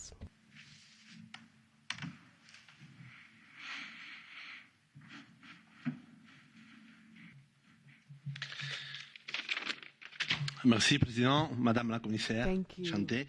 Cette crise nous a appris que dans le domaine de la santé, il y a des choses que nous pouvons faire beaucoup mieux si nous les faisons de manière coordonnée européenne et d'autres directement. Si nous ne les faisons pas à l'échelle européenne, nous ne pouvons pas les faire. Et il y a autant d'exemples que nous n'en finirons jamais. Alors c'est pourquoi la santé a besoin de plus d'Europe.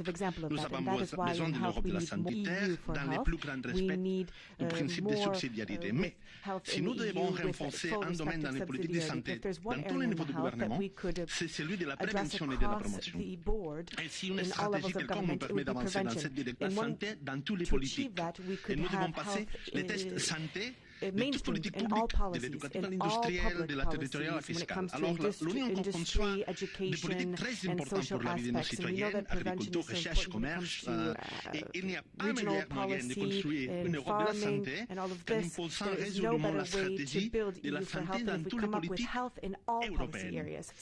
Avec ou sans immunité, nous lutterons jusqu'au bout pour une Europe plus. Vielen Dank, Herr Kollege Comín Oliveres. Es folgt für 1,5 Minuten Frau Kollegin Glavak.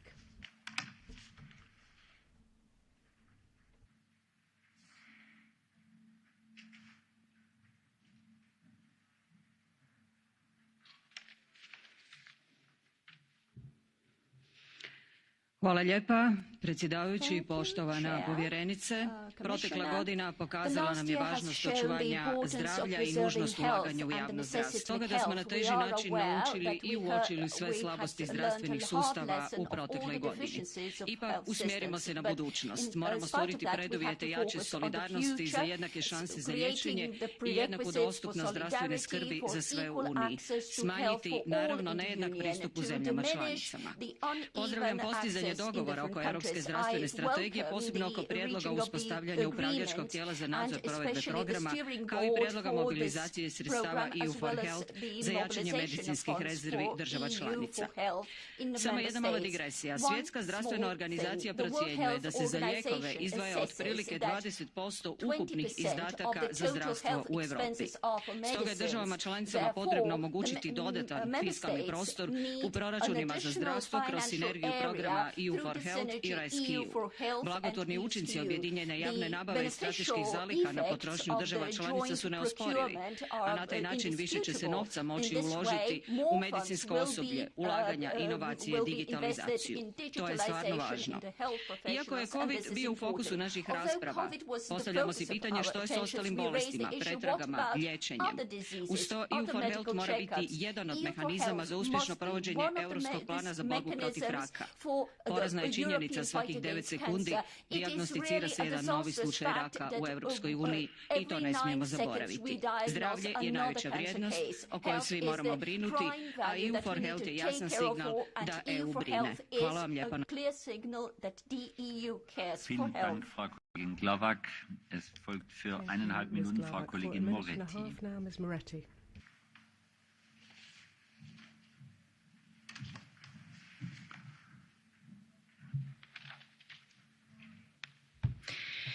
Grazie Presidente, grazie Commissaria. La pandemia ha dimostrato quanto sia urgente realizzare una vera Unione Europea della salute. Il miope sovranismo degli Stati prevalso in questi anni rispetto ad una vera Europa federale ha impedito alla Commissione Europea di dotarsi di autorità specifiche in grado di battere ad armi pari rispetto alle case farmaceutiche. Badate bene, non l'Europa ma gli Stati non hanno voluto attribuire all'Agenzia per il farmaco poteri adeguati, impedendole di applicare procedure d'urgenza per l'immissione in commercio dei vaccini. Grazie a Diana abbiamo acquistato le dosi necessarie per tutti i 27, avviando una distribuzione equa che ha salvato il piano vaccinale da una canea di spregiudicatezza e prepotenza. Già ad ottobre 2020 la Commissione aveva chiesto di presentare il piano dei vaccini, tuttavia la maggior parte degli Stati non ha organizzato per tempo la logistica e le infrastrutture e oggi scarica la responsabilità sull'Europa per lavarsi la coscienza della propria inadeguatezza. Grazie ai fondi per la ricerca, l'industria in pochi mesi e non in anni. Questi risultati sono figli dell'Europa unita, alla quale gli Stati cedono parte della loro sovranità. EU for Health vuole essere la risposta europea alla fragilità dei nazionalismi, per realizzare un'unione dove il diritto alla salute è garantito a tutti e dove i governi sono obbligati a fornire prestazioni minime di qualità e accessibili. Si tratta del più grande investimento sulla salute delle persone, ma di riflesso anche sulla salute di tutta l'Europa. Un'Europa che sta bene, che si prende cura dei propri cittadini e un'Europa giusta che ha le basi per crescere, prosperare e svilupparsi. Grazie. Vielen Dank, Frau Kollegin Moretti. Es folgt für 1,5 Minuten Frau Kollegin Joveva. Najlepša hvala. Thank you very much for giving me the floor. We have been facing the pandemic, and in doing so, we actually saw that there are many shortcomings in our healthcare.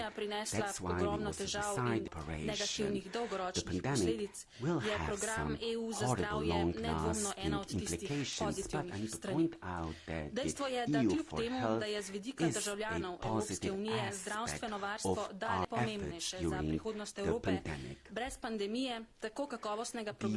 The EU health program has always been very important, but without the pandemic, the program wouldn't be so ki bodo služile zagotavljanju celovitega pristopa k zdravanju neenakosti na področju zdravja pri vseh državah in državljanih Evropske unije. Ta program ne bo služil le kot orodje Unije za skupno obvladovanje prihodnjih zdravstvenih kriz, temveč bo z ustvarjanjem močnih temeljev čezmejnega žal, promocijo zdravja in preprečevanja bolezni dodana vrednost zdravstvenim politikam posameznih držav članic. Gre za prvi mejnik vzpostavitve Evropske zdravstvene unije, s čimer med glavne prioritete delovanja postavljamo zaščito zdravja državljanov in zagotavljanje zdravstvene varnosti vsem pod enakimi pogoji. Ponosna sem, da smo program oblikovali, zdaj pa si želim samo še njegovo pravočasno in uspešno izvedbo.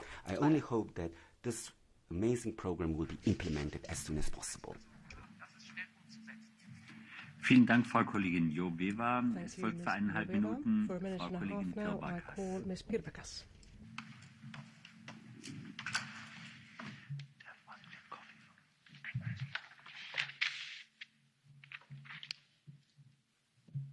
Merci, Monsieur le Président. Mes chers collègues, je tenais aujourd'hui à vous alerter et vous sensibiliser sur un problème vital et sanitaire que nous vivons dans 2 départements français qui sont la Guadeloupe et la Martinique.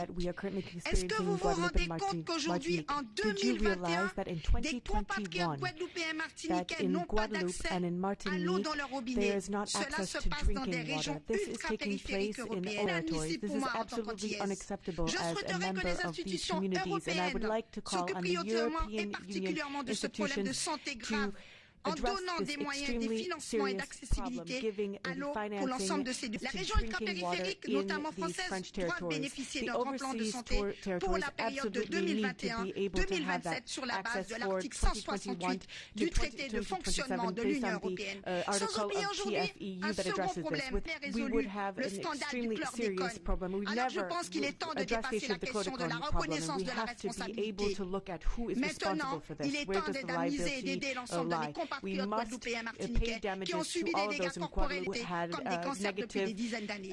Chers collègues, la santé humaine de nos compatriotes ultramarins est en danger. Il ne faudra pas dans ce plan de santé oublier les départements d'outre-mer. Il est temps d'agir pour donner une équité dans le domaine de la santé à tous ces territoires lointains qui sont souvent oubliés. Je vous remercie. Vielen Dank, Frau Bakas. Es folgt für 2 Minuten Frau Kollegin Metz.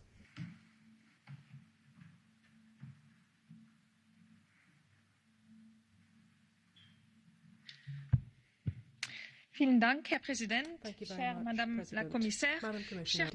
Comme la plupart d'entre vous, j'aimerais souligner à quel point cette augmentation du budget pour le programme européen pour la santé est une victoire pour les citoyennes et les citoyens que nous représentons. Avec une multiplication par 12 par rapport au budget précédent, ce nouveau budget montre l'importance que l'Europe est maintenant prête jusqu'alors délaissée de l'action publique européenne. J'aimerais souligner aussi ici le rôle du Parlement européen qui s'est battu pour conserver un budget décent afin d'avoir les moyens de construire sur de bases le projet d'Europe de la santé, tant souhaité par les citoyennes et les citoyens, mais auquel le Conseil était si réticent à consentir. Cette pandémie a bien montré l'importance de renforcer nos systèmes et de le faire de façon coordonnée. Si l'un d'entre nous est vulnérable, because if one of us is vulnerable, then we are all vulnerable. So moving away from a Europe that until now gave precedence to the market rather than the improvement of the world. Moving on from that, I think that this programme provides a premise, a cornerstone, if you like, for a new project to strengthen European cohesion around social protection. I therefore welcome the fact that this programme clearly has an objective, which is to invest in our public healthcare systems and services. I very much hope that we're now moving away from the logic of liberalisation of these essential services, the previously hegemonic policy. I hope that we are now moving towards a global approach to health, a holistic approach, including environmental threats. And that is the Europe that our citizens want, and I would like to commend my colleagues for their negotiations on this. Thank you.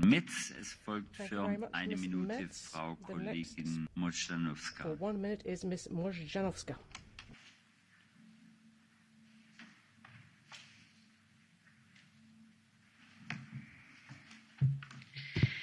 Panie Przewodniczący, koleżanki i koledzy! Niestety bolesnych faktów. Jako zjednoczona Europa nie poradziliśmy sobie z natychmiastową reakcją na efekty i walki z pandemią COVID-19. Czy Europa zawiodła w kryzysie w kwestii podejmowania szybkich, zdecydowanych i skoordynowanych działań z państwami członkowskimi? Dziś odpowiedź jest tylko jedna. Natychmiastowej reakcji, by już nigdy życie i zdrowie żadnego obywatela Unii Europejskiej nie było zagrożone. Wierzę, że tą odpowiedzią jest największy program EU for Health. Ponad 5 miliardów euro na najbliższe 7 lat to zwiększenie gotowości Unii na zagrożenie dla zdrowia i wzmocnienia krajowych systemów opieki zdrowotnej według potrzeb i decyzji każdego z państw. Plan, by zapewnić równy dostęp do opieki zdrowotnej dla każdego mieszkańca Unii. To nasza profilaktyka, walka z rakiem, odpowiedź na choroby cywilizacyjne i wspieranie każdej grupy wiekowej w starzejącym się europejskim społeczeństwie. Inwestycja w zdrowie to nasz obowiązek, odpowiedzialność za obecne i przyszłe pokolenia Europejczyków. To ważny krok w kierunku wiarygodnej Unii Zdrowia. Dziękuję bardzo. Vielen Dank, Frau Kollegin Możdżanowska. Es folgt Kollege Papadakis. Next speaker for 1 minute, Mr. Papadakis. Η πανδημία εκτός ορίων στην Ελλάδα και αλλού, οι όμιλοι θησαυρίζουν και εν μέσω πανδημίας εκτεθειμένοι οι λαοί, ρημαγμένο το λαϊκό εισόδημα και εσείς προωθείτε το πρόγραμμα EU for Health ενισχύοντας την εμπορευματοποίηση της υγείας. Δοτείτε ομίλους μέσω ΣΔΙΤ μεθοδεύοντας ως και την παράδοση σε αυτούς ιατρικών δεδομένων ασθενών προς εκμετάλλευση. Ψηφιοποίηση για την Ευρωπαϊκή Ένωση σημαίνει μείωση κόστους, επιστράτευση της τηλεϊατρικής και τεράστια έλλειψη προσλήψεων και υποδομών από το δημόσιο σύστημα υγείας. Αναφέρεστε προκλητικά σε οικονομικά προσιτή τηλεϊατρική, αυτοεξυπηρέτηση με χορήγηση φαρμάκων από το σπίτι, κάνοντας απρόσιτο το αναφέρετο λαϊκό δικαίωμα στη δημόσια δωρεάν υγεία και φροντίδα από το απαραίτητο ιατρικό και νοσηλευτικό προσωπικό. Τα χάλια του εμπορευματοποιημένου επιχειρηματικού δημόσιου τομέα και η ευρωστία του ιδιωτικού αποτελούν τις δύο όψεις του ίδιου αντιλαϊκού νομίσματος. Απαιτούμε συστήματος υγείας με επίταξη του ιδιωτικού τομέα υγείας χωρίς αποζημίωση και κατάρτιση κάθε παντοτεύουν. Οι λαοί να εφαρμόσουν τον αγώνα τους για την προστασία της υγείας, της ζωής τους και αναπτυγμένες δωρεάν υπηρεσίες υγείας χωρίς επιχειρηματικότητα. Vaccines patent free. Vielen Dank, Herr Kollege Papadakis. Es folgt für 1,5 Minuten Frau Kollegin Pereira. Senhoras e senhores deputados, recorda-nos o Tratado de Funcionamento da União Europeia que, na definição e execução de todas as políticas e ações da União, será assegurado um elevado nível de proteção da saúde. Recorda-nos ainda que a União desenvolverá ações destinadas a apoiar, coordenar ou completar a ação dos Estados-membros em diversos domínios, e sendo o primeiro desses, segundo o próprio Tratado, o domínio da proteção e melhoria da saúde humana. Estivemos demasiados de nós e durante demasiado tempo pouco espertos para tanto que podia ser feito. O EU for Health é, em muitos aspectos, a resposta europeia ao muito que ainda há para fazer na saúde. Uma resposta europeia na luta contra o cancro, em particular o pediátrico. Uma resposta europeia na luta contra as pandemias. Uma resposta europeia à necessidade de trazer de volta à Europa a produção de medicamentos. Uma resposta europeia para a inovação farmacêutica. Uma resposta Europeia que aprende com a crise da Covid-19 e que reforça os sistemas de saúde nacionais. E no PPE quisemos ir ainda mais longe. Avançámos na importância da formação do pessoal médico, da redução das desigualdades, da digitalização do setor da saúde. Plano ambicioso e do qual os europeus se podem orgulhar. Obrigada. Vielen Dank, Frau Kollegin Pereira. Es folgt für 1,5 Herr Kollege Negrescu. Dragi colegi, am fost mereu un puternic susținător al creării unui program de acțiune a Uniunii în domeniul sănătății și mă bucur că se creează o astfel de soluție de finanțare. Încă din anul 2015 vorbeam despre necesitatea de a dezvolta mecanisme de finanțare comune în domeniul medical. Perspectiva politicilor de dreapta se opuneau atunci acestui demers. În continuare trebuie să explicăm anumitor guverne, cum este cazul celui din România, că acest program nu poate acoperi tăierile semnificative făcute bugetelor naționale pentru sănătate. Prezentul raport am propus următoarele soluții: asistență tehnică adecvată pentru creșterea accesibilizării, echilibru geografic privind alocarea fondurilor și mecanisme pentru îmbunătățirea capacității de folosire a acestor resurse, finanțarea spitalelor și a infrastructurii medicale de bază în regiunile cele mai puțin dezvoltate, sprijinirea telemedicinei și a introducerii de noi tehnologii capabile să îmbunătățească actul medical. În final, ca urmare a exemplului pozitiv oferit de medici și asistenții europeni, în mod special România, care în timpul pandemiei s-a oferit voluntar pentru a ajuta în alte state europene, am propus crearea unei unități medicale permanente axată pe intervențiile de urgență în zonele cele mai afectate. Pentru a deveni sustenabil, programul trebuie să producă impact și să arate provocărilor medicale, trebuie și putem lucra împreună. O adevărată Uniune a Sănătății reprezintă soluția pentru a ne asigura că niciun cetățean european nu rămâne în urmă. Mulțumesc! Thank you very much, Mr. Negrescu. Now for a minute and a half, Mr. Lacapelle. L'Europe de la santé est un mirage et l'Union européenne n'a ni la compétence ni les compétences pour défendre dans une crise sanitaire comme celle que nous traversons depuis plus d'un an. La négociation des vaccins a été un fiasco. Pas de négociateurs professionnels, juste des technocrates qui n'ont jamais connu l'entreprise et qui auraient été virés sur le champ s'ils avaient été dans aucune transparence dans les contrats d'amateurs qui ne précisaient aucune condition de livraison, aucune implication des nations européennes et interdiction formelle pour elles de commander par leurs propres moyens. Quel piège!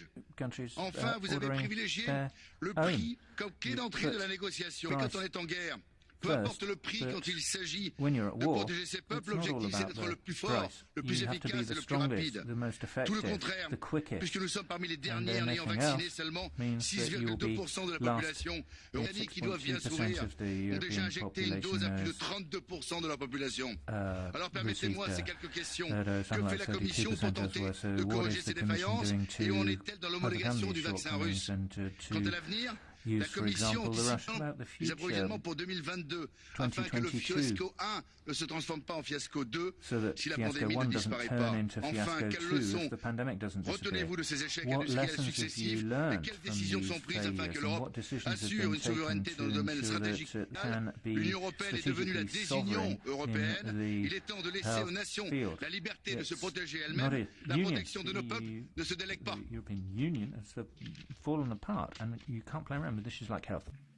Vielen Dank, Herr Kollege Lacapelle. Es folgt für eine Minute Frau Kollegin Mazurek.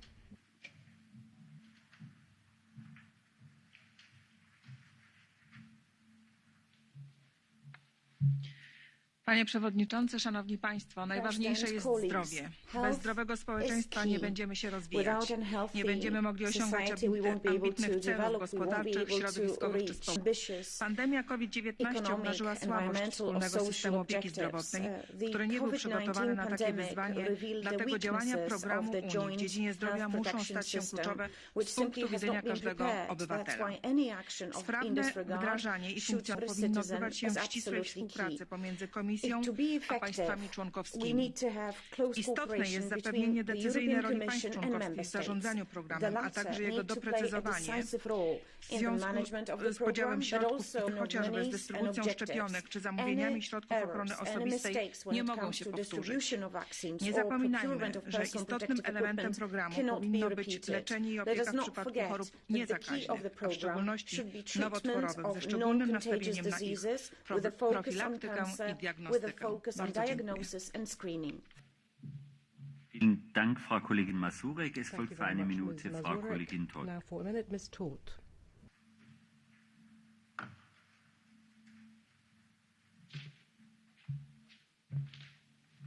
Tisztelt elnök úr! A jelenlegi világjárvány olyan egészségügyi válság, amely korábban soha nem tapasztalt káros hatással van társadalmunkra. A mi felelősségünk, hogy ne vonjuk a tanulságokat, és azokat figyelembe véve megerősödve tudjuk ezt a válságot. Úgy gondolom, hogy az EU egészségügyért program mindenre lehetőséget biztosíthat. A tagállami hatáskör teljes körű tiszteletben tartása mellett az Európai Uniónak meg kell erősítenie koordinációs tevékenységét, ében, hogy hatékonyan tudjunk fellépni bármilyen egészségügyi szükséghelyzet esetén. Nem szabad engednünk, hogy a kudarcba fulladt vakcinabeszerzéshez hasonló lassúság jellemezze e program végrehajtását. Fontos, hogy hatékonyan járjunk el annak érdekében, hogy támogassuk az egészségügyi és az ellátórendszer alakítását, a rákellenes küzdelmet, a gyógyszerhiány okozta problémák kezelését és a digitális egészségügy fejlesztését. Köszönöm. Thank you. Thank you very much, Ms. Todt. Now for a minute and a half, Furlas.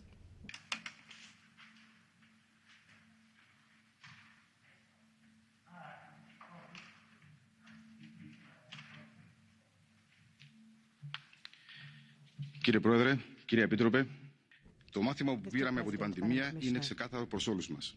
Και έφτασε ή πρέπει να φτάσει σε κάθε γωνιά της Ευρώπης. Μόνο ενωμένοι και με κοινή προσπάθεια μπορούμε να αντιμετωπίσουμε τις μεγάλες προκλήσεις στον τομέα της υγείας. Δεν υπάρχουν και δεν πρέπει να υπάρχουν σύνολο των ασθενειών. Δεν υπάρχουν και δεν πρέπει να υπάρχουν ανισότητες στην παρεχόμενη υγεία για κάθε Ευρωπαίο πολίτη, για κάθε άνθρωπο. Δεν πρέπει να υπάρχει ούτε και ένας ασθενής που να μην μπορεί να λάβει τη θεραπεία που χρειάζεται, είτε διότι η χώρα του δεν έχει την υποδομή, είτε διότι αυτός δεν έχει την οικονομική δυνατότητα. Η Ευρωπαϊκή Ένωση έχει ένα πολύ φιλόδοξο σχέδιο και μπήκε μπροστά δίνοντας σε όλους μας τη δυνατότητα να ελπίζουμε σε καλύτερες μέρες. Και θέλω να σας συγχαρώ, κύριε Επίτροπε, για την αφοσίωση και τη μάχη που δώσατε να έχουμε όλοι μας καλύτερες και πιο αποτελεσματικές υπηρεσίες υγείας, ανεξάρτητα αν προερχόμαστε από μεγάλη ή μικρή χώρα. Να αγώνα σας, τον κοινό μας αγώνα, να σταθείτε δίπλα στους ανθρώπους που πάσχουν από καρκίνο. Έχουμε ακόμα δρόμο μπροστά μας να διανύσουμε σε αυτό το θέμα για να πετύχουμε ίση πρόσβαση σε θεραπείες και καινοτόμα φάρμακα. Αν όμως όλοι πορευτούμε με τον ίδιο αυχό, μπορούμε να τα καταφέρουμε και τότε μπορούμε να δηλώνουμε περήφανοι και ως Ευρωπαίοι και ως άνθρωποι. Ευχαριστώ πολύ. Vielen Dank, Herr Kollege Furlas. Es folgt für 1,5 Minuten.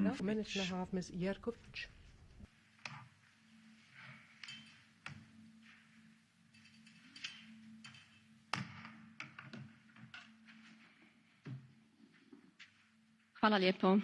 Poštovana gospođo povjerenice, kolegice i kolege, predugo je Europska unija u zdravlje bila preslabo i premalo ulagala. Sada je trenutak da ispravimo tu nepravdu. COVID-19 je jasno pokazao kako nam je na razini Unije potreban ambiciozan zdravstveni program kojim će se smanjiti nejednakosti u kvaliteti i dostupnosti zdravstvenih usluga između država članica. Svi smo građani Europske unije, no unatoč tome mnogi među nama zdravstvene usluge i lijekove, posebno lijekove za rijetke bolesti i inovativne lijekove, plaćaju po nekoliko puta. Mnogi nemaju pristup centrima izvrsnosti, čime su šanse za preživljavanje ili izlječenje značajno manje. Naš zajednički cilj mora biti da se te razlike smanje i nestanu. Našim građanima moramo osigurati jednake mogućnosti za ozdravlje, jednaku šansu za zdrav život i kvalitetan život. Stoga čvrsto vjerujem kako programom Europa za zdravlje možemo doprinijeti ravnoteži i pravednosti, te kroz nova ulaganja u ljude, opremu i infrastrukturu podići otpornost naših zdravstvenih sustava i dugoročnim izazovima. Želimo snažnu Europsku zdravstvenu uniju bez nestašice lijekova i opreme, bez nejednakosti i s jakim nacionalnim zdravstvenim sustavima. Vjerujem da će programom Europa za zdravlje oporavak i čim skoriji izlazak iz krize. Hvala lijepo. Vielen Dank, Frau Kollegin Jarkovic. Es folgt für 1,5 Minuten Frau Kollegin Mortler. Now for a minute and a half, Ms. Mortler. Sehr geehrter Herr Präsident, liebe Frau Kommissarin, liebe Kolleginnen und Kollegen! Der Internationale Frauentag ist zwar vorbei, doch gerade Frauen sind und waren während der besonderen Risiken ausgesetzt. Denn Frauen stellen überproportional das medizinische Personal in der Gesundheitsversorgung. Wir sind uns einig, dass Arzneimittel für alle EU-Bürger verfügbar, bezahlbar und zugänglich sein müssen. Ob wir resiliente, diversifizierte Lieferketten und eine wettbewerbsfähige Pharmaindustrie. Die Herausforderungen für unser Gesundheitssystem sind aber und bleiben enorm. Ob seltene, chronische oder nicht übertragbare Krankheiten, unsere Zusammenarbeit im Gesundheitswesen muss noch schneller und damit effizienter werden. Innovative Therapien und Medikamente sowie verbesserte Diagnosen und Behandlungen können die Gesundheit unserer verbessern, wenn wir deren Entwicklung und Zulassung erleichtern und beschleunigen. Ich unterstütze deshalb in jeder Hinsicht die EU for Health Initiative der Kommission sowie den Bericht unseres Berichterstatters Buschoi. Ein abschließender Appell an uns alle, er kostet nichts und bringt viel. Achten wir selber mehr auf eine ausgewogene Ernährung und ausreichende Bewegung. Dankeschön. Towards this movement, which I think is beneficial for all. Thank you. Vielen Dank, Frau Kollegin Mortler. Es folgt für 1,5 Minuten Frau Kollegin Schaldemose.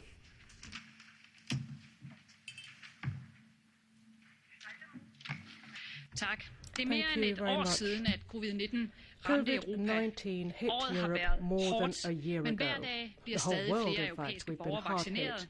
Og det giver os håb om, at vi kan tage mundbindet af og ånde lettet op. Men vi må ikke lægge coronakrisen bag os ved jer 18. Der er nemlig meget lære. And we need to learn our lessons from this crisis. We need to equip Europe for the next health emergency.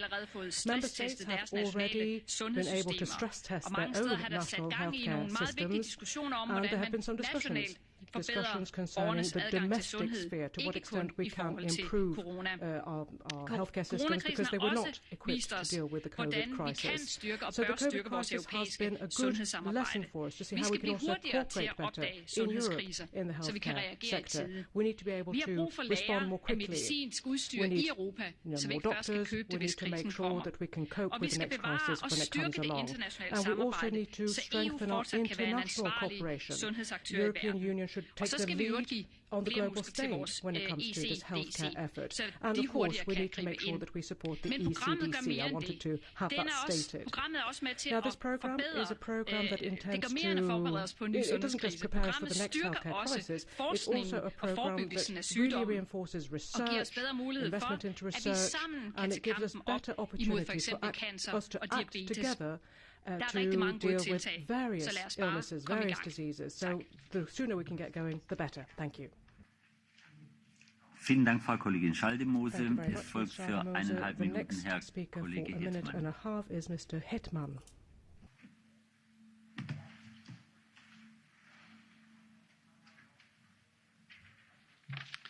Dziękuję bardzo, panie przewodniczący, pani komisarz, szanowni państwo. Często powraca dyskusja, że Unia Europejska zajmuje się kwestiami, które z punktu widzenia obywateli są drugorzędne i nie do końca zrozumiałe, albo leżą w gestii państw członkowskich. Osobiście jestem zwolennikiem Unii, która będzie robiła mniej, ale będzie bardziej skuteczna w najważniejszych dla obywateli obszarach. Dlatego uważam, że system ochrony zdrowia powinien być jednym z priorytetów Unii Europejskiej, w którym wspólnota mogłaby pokazać swoją skuteczność. Nie trzeba było kryzysu związanego z pandemią koronawirusa, żeby te różnice w jakości opieki zdrowotnej w poszczególnych krajach członkowskich. Zbyt wiele białych plam na mapie Europy, gdzie mieszkańcy mają problem z dostępem do lekarzy. Zbyt wiele chorób, jak na przykład rak, jest zbyt późno wykrywany. Szczególnie w kontekście nowotworów ważne jest stworzenie systemu bliżej pacjenta, pozwalającego na szybsze wykrycie choroby oraz skuteczniejsze jej leczenie. Uważam, że działając wspólnie uda się ten cel osiągnąć. Jestem głęboko przekonany, że Unia Europejska powinna mieć działanie. Dlatego popieram gorąco EU for Health i cieszę się, że udało się wynegocjować potrojenie tego budżetu. Te pieniądze powinny służyć likwidowaniu różnic międzyregionalnych, poprawie infrastruktury, digitalizacji, ubezpieczeniu systemu ochrony zdrowia przed ewentualnymi kryzysami. I mam nadzieję, że będzie to element fundamentu pod przyszłą wspólną politykę zdrowotną Unii Europejskiej. Dziękuję bardzo. Vielen Dank, Herr Kollege Hetman. Es folgt für ein For a minute and a half now, I call Mr. Uyhei. Elnök úr, biztos asszony, kedves kollégák! Szólhattam volna most Budapestről is, online lenni ezen a vitán személyesen, ugyanis történelmet írunk. Történelmet írunk, amit persze most a vírus miatt aggódó európai társadalom még nem biztos, hogy érzékel. De mi már tudjuk, hogy ez egy igazi forradalom az európai közegészségügy ellátása kapcsán, ami itt zajlott az elmúlt években. Sokan és sokat dolgoztunk azért, hogy az Európai Egészségügyi Unió programja hivatalos programmá váljon, és például azért, hogy ebben a büdzsében a következő 7 évben 12-szer több euró legyen, mint az előző 7 évben egészségügyi programokra. És igen, ennek két szintje van. Az egyik szint az, amit tudomásul kell vegyenek a miniszterelnökök a tanácsban, hogy kell, hogy legyen európai szintje az egészségügy szolgáltatásának biztosításának, mert kellenek olyan határon átnyúló egészségügyi programok, kell olyan közös egészségipar az Európai Unióban, ami minket, ezt a 450 millió embert hozzásegít ahhoz, hogyha járvány van, ha helyzet van,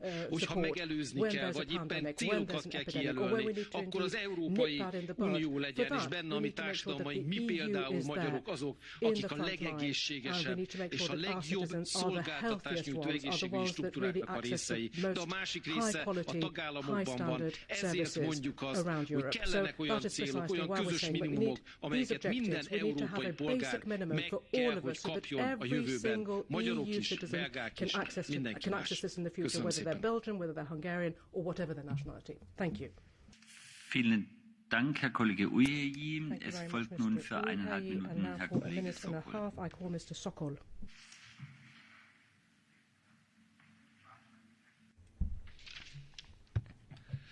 Poštovani potpredsjedniče, povjerenice, kolegice i kolege. Kriza koju je uzrokovala pandemija otkrila nam je, nažalost, da Europa nije bila spremna za suočavanje sa ovako ozbiljnom zdravstvenom krizom. Nikada se više ne smije dogoditi da liječnik mora odabrati tko će živjeti ili umiriti, jer bolnica ne... Jedan od razloga za takvu situaciju leži u činjenici da Europska unija do sada naprosto nije imala sustavnu zdravstvenu politiku, što se samo dijelom ispravno pravdalo podjelom nadležnosti s državama članica. To se sada promijenilo, te se uvidjelo da goleme prekogranične zdravstvene države članice ne mogu same rješavati. Rezultat toga je ovaj program, koji je čak 12 puta veći od prethodnog zdravstvenog programa Europske unije. Program EU za zdravlje moramo poboljšati spremnost nacionalnih zdravstvenih sustava za buduće krize, povećati ulaganja u prevenciju, poboljšati pristup zdravstvenoj zaštiti, izgraditi mrežu zdravstvenih centara izvrsnosti, ojačati financiranje Europskog plana za borbu protiv raka, te povećati proizvodnju lijekova u Europi. Ovaj program nije jedini izvor europskog financiranja za naš zdravstveni sustav. Kohezijska politika od golemog je značaja za ulaganje u zdravstvo, posebno zdravstvenu infrastrukturu, ali i osobu, ciljem postizanja jednake kvalitete i dostupnosti liječenja Europske unije. Samo sinergijom ova dva instrumenta možemo postići naš temeljni cilj, najbolju moguću zdravstvenu zaštitu za sve građane Europske unije. Na kraju bih istaknuo da nam zdravlje naših građana mora biti prioritet i ovaj program pokazuje da smo na dobrom putu. Kredibilitet Europske unije doista valja. Vielen Dank, Herr Kollege Sokol. Es spricht für eine Minute Herr Kollege Siedl. Now for a minute, Mr. Siedl.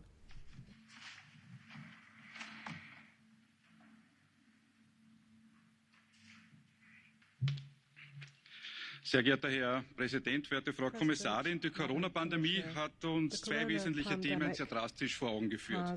Zum einen, dass die Rolle der Europäischen Union im Gesundheitsbereich und ihre Kompetenzen bei der Bekämpfung von Gesundheitskrisen noch massiv aufwiegend ist. Und zweitens, dass die Pandemie ein starkes, gemeinsames öffentliches Gesundheitssystem ist. Es braucht wieder ein Vorsorgedenken in der Gesundheitspolitik. Zu viele Intensivbetten, auch wenn sie gerade nicht gebraucht werden, dürfen kein Fehler im System sein. Unsere Antwort muss eine starke Gesundheitsunion in Europa sein. Und dafür ist eine gute finanzielle Ausstattung unumgänglich. Und in diesem Zusammenhang ist es als wichtig gewesen, dass das Parlament für eine Anhebung des gemeinsamen Budgetbetrages um 3,4 Milliarden wirklich gekämpft hat und nun 1,1 Milliarden Euro für dieses Programm zur Verfügung. Aber es gilt auch in Zukunft ganz klar keine weiteren Sparpakete und Kürzungen im Gesundheitsbereich. We must not have any further cuts either, no more savings on the back of health. Thank you very much, Mr. Siedl. Rangel.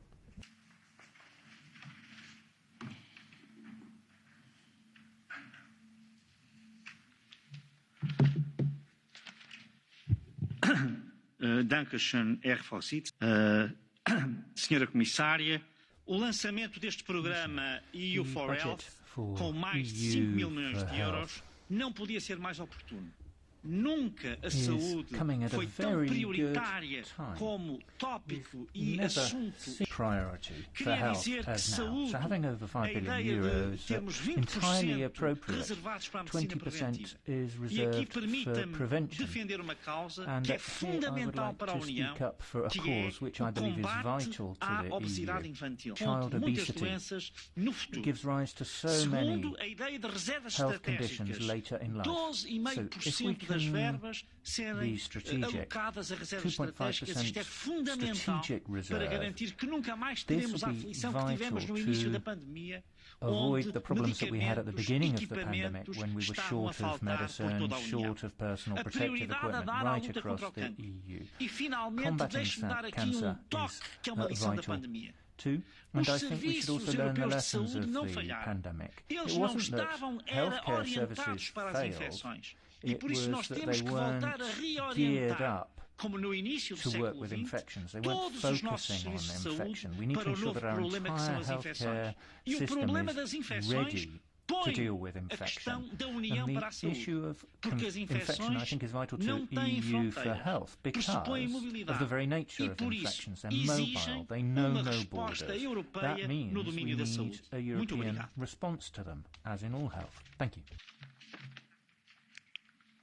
Vielen Dank, Herr Kollege Rangel. Es folgt für eine Minute Herr Kollege Matic.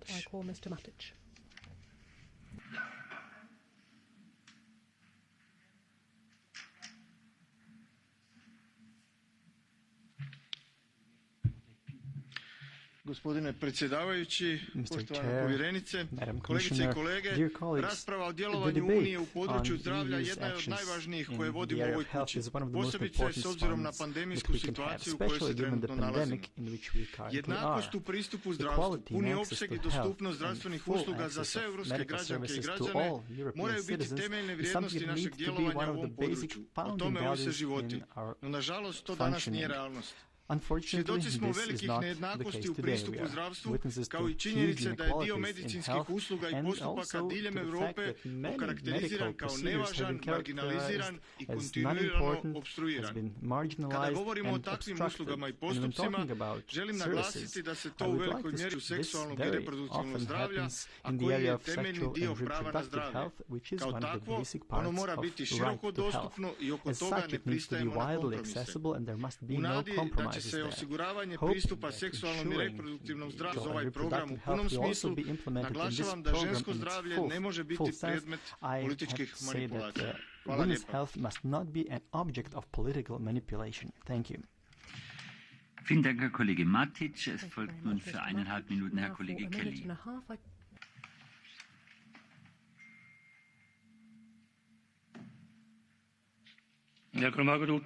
Commissioner, while health remains a national competence, there are opportunities to exchange best practices, support digitalisation and promote medical excellence.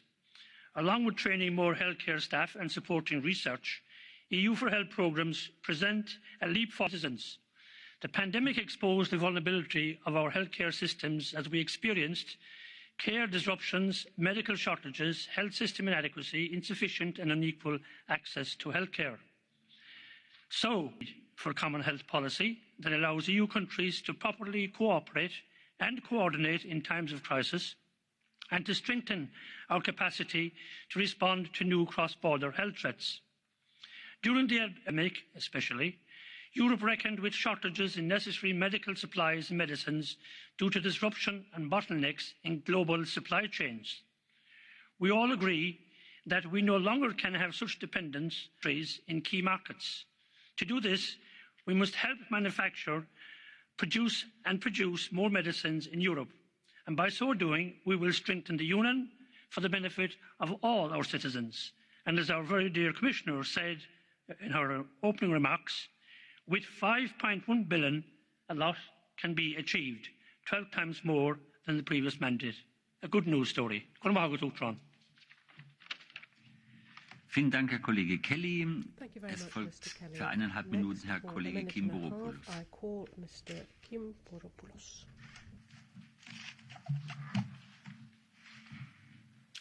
Ευχαριστώ κύριε Πρόεδρε. Αγαπητή Επιτροπική Ακιακίδη, κυρίες και κύριοι συνάδελφοι, είμαι ιδιαίτερα χαρούμενος γιατί η έκθεση για το πρόγραμμα EU for Health θέτει στο επίκεντρο μια σειρά από προέκταση συστατικά που έχω θίξει και εγώ στο παρελθόν, όπως την αντιμετώπιση των ανισοτήτων στην πρόσβαση στην υγεία και ειδικά στις πιο απομακρυσμένες, τη βελτίωση της πρόσβασης όλων των πολιτών σε οικονομικά προσιτές και υψηλής ποιότητας υπηρεσίες υγείας, αλλά και την εμφάνιση σε προκλήσεις όπως η ψυχική υγεία, τη δημογραφική γύρανση. Κυρίως όμως γιατί είναι μια απλή απόδειξη της συνεισφοράς της πολιτικής μου ομάδας αλλά και όλου του Κοινοβουλίου στο να καταφέρουμε να τριπλασιάσουμε τους πόρους του προγράμματος. Ωστόσο, αυτό πρέπει να είναι μόνο η αρχή. Χρειαζόμαστε περισσότερο ευρώ του τομέα της υγείας. Λαμβάνοντας λοιπόν σοβαρά υπόψη τα συμπεράσματα από την πανδημία, θα πρέπει να υλοποιήσουμε μια πραγματική Ευρωπαϊκή Ένωση για την υγεία.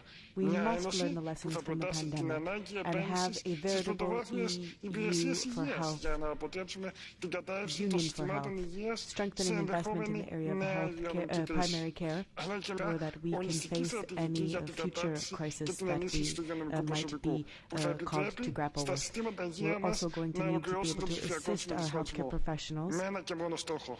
And having enough numbers in the ranks also to bring in new digital tools for healthcare that can be put to the benefit of all EU citizens. Thank you. Vielen Dank, Herr Kollege Kimboropoulos. Nun zum Abschluss der Aussprache nochmals im Namen der Kommission Frau Kommissarin Kyriakides.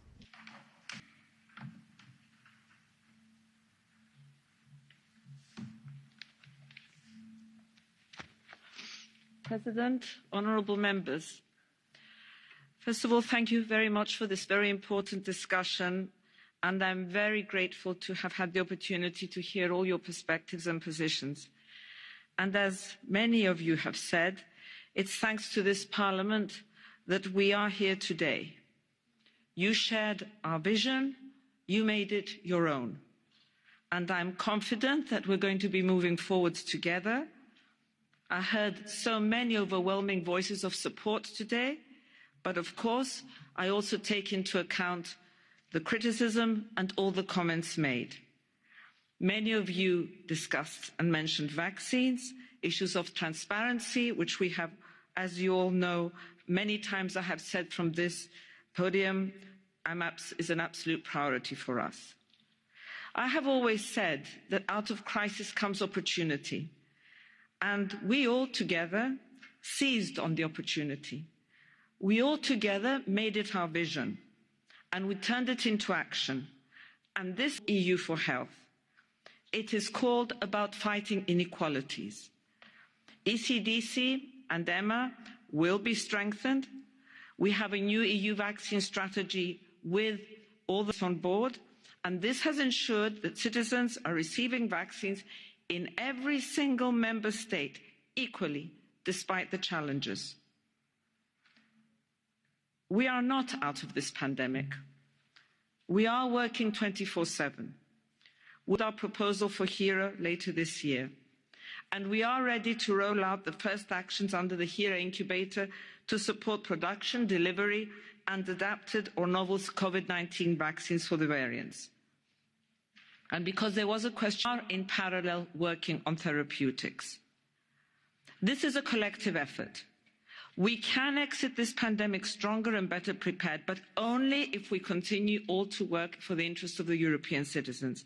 And the Parliament and European Commission Contact Group on Vaccines will provide this even greater collaboration. Ladies and gentlemen, I'm always a little bit anxious when there are so many high expectations, as there are in this new programme. In this case, I'm not anxious. In this case, I feel strongly energised, because with all your support, I know that we can work together to implementing our new ambitious EU for Health programme and bringing about change. We will move ahead with Europe's Beating Cancer Plan, with the pharmaceutical strategy. We will address rare diseases, paediatric cancers, prevention, access to healthcare. I will end with what I began with. This is the end of a journey, but the beginning of another one that European citizens expect us to deliver on. And I look forward to working with you continuously for the implementation of this programme once it is adopted. Thank you.